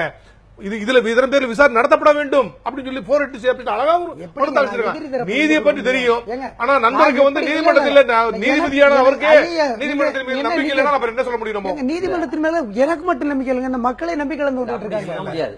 ஏன்னா இதுல நிச்சயமா வந்து அந்த விஷயத்துல தவறு நடந்திருக்கு. அவர் வாங்கிக்கலன்னு சொன்னா நீங்க ரெஜிஸ்டர் போஸ்ட்ல அனுப்பிச்சிருக்கணும், அல்லது இமெயில்ல கூட அனுப்பிச்சிருக்கலாம். உங்களுக்கு தெரியாது இல்ல, ஒரு வழக்கை நடத்துவதற்கு நமக்கு எவ்வளவு பொறுமை இருக்க வேண்டும்ங்கிறது உங்களுக்கு தெரியும். அப்போ நமக்கு இந்த நீங்க சொல்ற சிக்கலான அதிகாரத்திற்கு வளைந்து கொடுக்கிற பல்வேறு துறைகள், அரசு துறைகளை ஒவ்வொரு முறையும் படிகாட்டுறீங்க. அப்ப நீதியை பெறுவது என்பது இங்க எவ்வளவு கடினமான விஷயமா இருக்குன்னு உங்களுக்கு தெரியும். அந்த கடினமான விஷயத்துக்கு நீங்கள் உங்களை தயார்படுத்திக் கொள்ளாமல் தொடர்ச்சியாக நீதித்துறையை விமர்சிப்பது என்பது எந்த வகையிலான நியாயம் இல்ல. நம்ம தயார்படுத்திக் கொள்ளாமல் இருக்கிறதுங்கிறது நம்முடைய தவறு. இந்த விஷயத்துல கூட வந்து தவறு நடந்திருக்கு. இது மாதிரி பல விஷயங்களை நாங்க பார்த்திருக்கோம் நாங்க. ஆனால் அதுக்காக வந்து நீதித்துறை வந்து நாங்க வந்து விமர்சிக்காமல் இருக்க முடியாது அப்படின்னு சொல்ல முடியாது. நான் விமர்சிப்பது குறித்து இல்ல, உங்களது அணுகுமுறை ஒண்ணு இல்ல. சட்டப்பூர்வமாக நான் இப்ப வந்து சித்தன் ஒரு 4 கேள்வி கேட்க முடியுது. சட்டப்பூர்வமாக இங்கெல்லாம் நீங்க தப்பு பண்ணிருக்கீங்க, இங்கெல்லாம் பிளாஸ் இருக்கு, நாளை கேட்க முடியுது. அப்ப சட்டப்பூர்வமாக நீங்கள் எல்லாவற்றையும் அணுகி இருந்தால் குறைந்தபட்சமான நீதிக்கான போராட்டங்களை நான் ஒத்துக்கிறேன். அது மாதிரியான பல்வேறு தவறுகள் எப்பொழுதுமே நடந்துட்டு இருக்கு. இதை கொஞ்சம் பதிவு பண்ணணும். பதிவு பண்ணலன்னு சொன்னா அது வந்து நீங்க வந்து வாங்கிக்கலன்னா வாங்கிக்கலங்கிறத ரெஜிஸ்டர் பண்ணணும், மேலதிகாரிகள்ட்ட கொடுக்கலாம், கோர்ட்ல போடலாம். அந்த மாதிரி பல வழிகள் இருக்கு. அது செய்யாமல் இருந்து தவறுதான். என்னன்னா இப்ப நீங்க வந்து இந்த இவர் கருப்பு முருகானந்தத்து மேல வந்து குற்றச்சாட்டு நாங்க வைக்கிறோம் அல்லது வந்து பலரும் வச்சிருக்காங்க அப்படின்னு சொன்னா அது வந்து நீங்க அவர் வந்து குற்றவாளின்னு சொல்லல, ஒரு குற்றச்சாட்டு வைக்கிறாங்க. குற்றச்சாட்டை நிரூபிக்கக்கூடிய பொறுப்பை நீங்க அவங்ககிட்ட நீங்க சொல்லிட முடியாது. நீங்க ஏன்னா இது வந்து நீங்க வந்து குற்றச்சாட்டை நிரூபிக்கக்கூடிய வந்து நீங்க சாத்தியங்கள், அதற்கான வந்து பவர்ஸ், இன்ஸ்ட்ருமெண்ட்ஸ் எல்லாமே இவங்ககிட்ட ஒண்ணு கிடையாது. ஆனா அவங்க நம்ப தகுந்த வட்டாரங்கள்ல இருந்து உங்களுக்கு செய்தி கிடைக்குது. அப்போ வந்து காவல்துறை முன்னாடி வைக்கணும். அதை நீங்க சமூக ஊடகங்கள்ல இந்த பிரச்சனை பண்றோம். அப்போ வந்து அவங்க வந்து அதை சீரியஸா எடுத்துட்டு விசாரிக்கணும். அது ஒண்ணு இல்ல, கூப்பிட்டு வந்து விசாரிச்சு ரொம்ப எளிமையான கேள்வி. அப்படி காவல்துறை விசாரித்திருக்கிறா இல்லையா என்பது குறித்து குற்றப்பத்திரிகைகள் தான் நமக்கு தெரிய வரும். அதற்கு முன்பாகவே அவங்க விசாரிக்கலங்கிற ஒரு முடிவுக்கு நான் விசாரிக்கவே இல்லையே. அது ஒவ்வொரு விஷயமும் நீங்க வெளியில வந்துட்டே இருக்கீங்க. அவங்க தெரியும் விசாரிக்கல. இல்ல எங்க கேஸ் டைரி ஃபைல்ல நாங்க அன்றாடம் எந்தெந்த தகவல்லாம் நாங்க விசாரிச்சோம், யாரை விசாரிச்சோம், எல்லாம் வரும். அவங்கள மட்டும் நீங்க வந்து நீங்க விசாரிக்கிறது பிரயோஜனம் இல்ல. பாருங்க சார், இவரை கூப்பிட்டு விசாரிச்சிருக்கணும், இவரை கூப்பிட்டு விசாரிச்சிருக்கணும். அந்த தமிழச்சி இருந்து இதெல்லாம் வந்து பெரிய செலவு பண்ற விஷயங்கள்ங்கிறது ஒர்த்து ஆன விஷயங்கள் தான். அது அவங்கள போய் விசாரிச்சிருக்கணும், எந்த ஆதாரத்தில் அடிப்படையில் சொல்றீங்கன்னு சொல்லி. பிறகு வந்து கருப்பு முருகானத்தை கூப்பிட்டு விசாரிச்சிருக்கணும். இந்த விசாரணையில அவங்க எல்லாம் விசாரிக்கவே இல்லையா? அதுக்கு பதிலாக வந்து உங்களை அடிச்சிருக்காங்க, உதச்சிருக்காங்க, நேக்கடா போட்டு நீங்க வந்து சித்திரவதை பண்ணிருக்காங்க, தானே பண்ணிருக்காங்க. அப்ப எதையோ ஒண்ணு அவங்க மூடு மறைக்க விரும்புறாங்க அப்படிங்கறத அதுல யதார்த்தமான உண்மை. இந்த நிகழ்ச்சி நம்ம நிறைவு செய்ய வேண்டிய நேரம். எனக்கான கேள்வி, 2 மரணங்கள் நிகழ்ந்திருக்கிறது, சுவாதியினுடையதும் ராம்குமாருடையதும். 2 மரணத்திற்குமான நீதியை முறையாக கொண்டு போய் சேர்க்க வேண்டிய தளத்தில் இருப்பவர்கள் நாம். உடனடியாக அடுத்து அரசாங்கமும் காவல்துறையும் நீதித்துறையும் என்ன செய்யணும்னு எதிர்பார்க்கறீங்க சித்தனன் சார்? இதுல இப்ப நீங்க சொன்ன மாதிரி அப்பப்போ சில தகவல்கள் வந்து லோயர் லேயர்ல போலீஸ்ல இருந்து சில கசிஞ்சதுனால பல்வேறு சந்தேகத்துக்கு அது வித்துட்டது. காவல்துறை அப்படி இருக்கே விட புலன் விசாரணை அப்படி இருக்கும்போது புலன் விசாரணை அதிகாரிக்கு மட்டுமே அந்த தகவல் தெரியணும், நீதிமன்றத்துக்கு தகவல் தெரியணும். இந்த மாதிரி பொதுமக்கள் வந்து அங்கங்க தகவலுக்கு அவங்க சொல்றாங்க இது சொல்றாங்க அப்படிங்கிற மாதிரி இவங்களுமே கசி விடுறது அப்படிங்கிறது மிக தவறான ஒரு போக்கு. நம்பர் 1. நம்பர் 2 வந்து இன்வெஸ்டிகேஷன்ல எந்த ஒரு தகவல் வந்தாலும் சப்ஜெக்ட் வெரிஃபிகேஷன் அதை வந்து கண்டிப்பா வெரிஃபை பண்ணணும். யாரு ஒரு தகவல் கொடுத்தா கூட அக்னாலஜ் பண்ணணும். கண்டிப்பா அக்னாலஜ் பண்ணணும். கண்டிப்பாக இதுல தவறு கடுமையான நடவடிக்கை எடுக்கப்பட வேண்டும். இந்த மாதிரி ஒரு ஹை ப்ரொஃபைல் கேஸ்ல, சென்சிட்டிவ் கேஸ்ல எல்லாம் வந்து அது போலீஸ் காவல் பாதுகாப்பில் இருந்தாலும் சரி, அல்லது அவங்க வந்து நீதிமன்றத்தினுடைய ஜுடிஷியல் கஸ்டடியில் இருந்தாலும் சரி, அவங்களுக்கு சரியான பாதுகாப்பு வழங்கப்பட வேண்டும். இந்த மாதிரி கஸ்டோடியல் டெத்ங்கிறது டோட்டலா அவாய்ட் பண்ணணும்.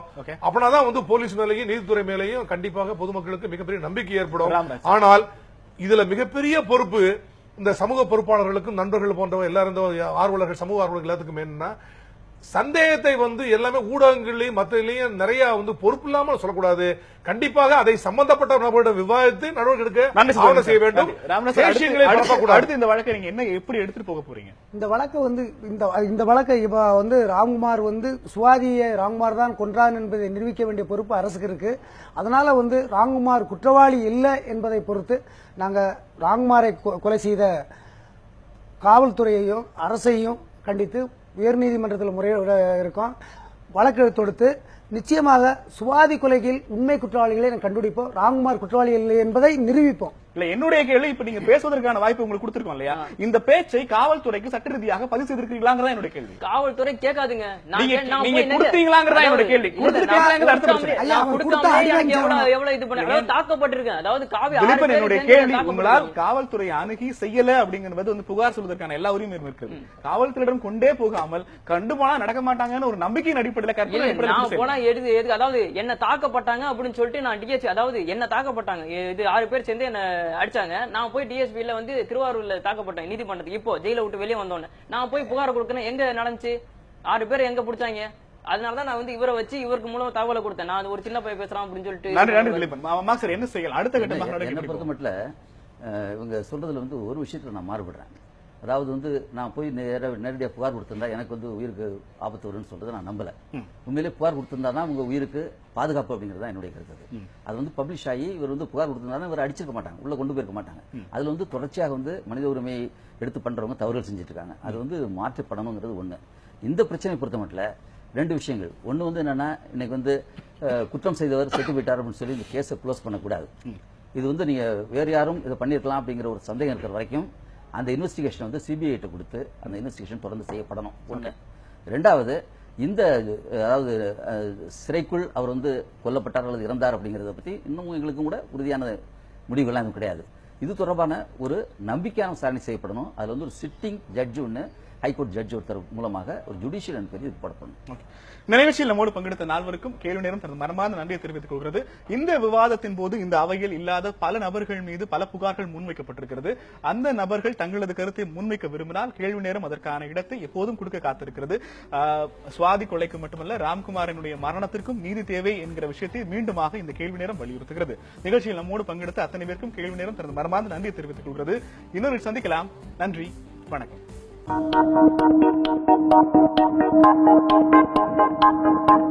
Thank you.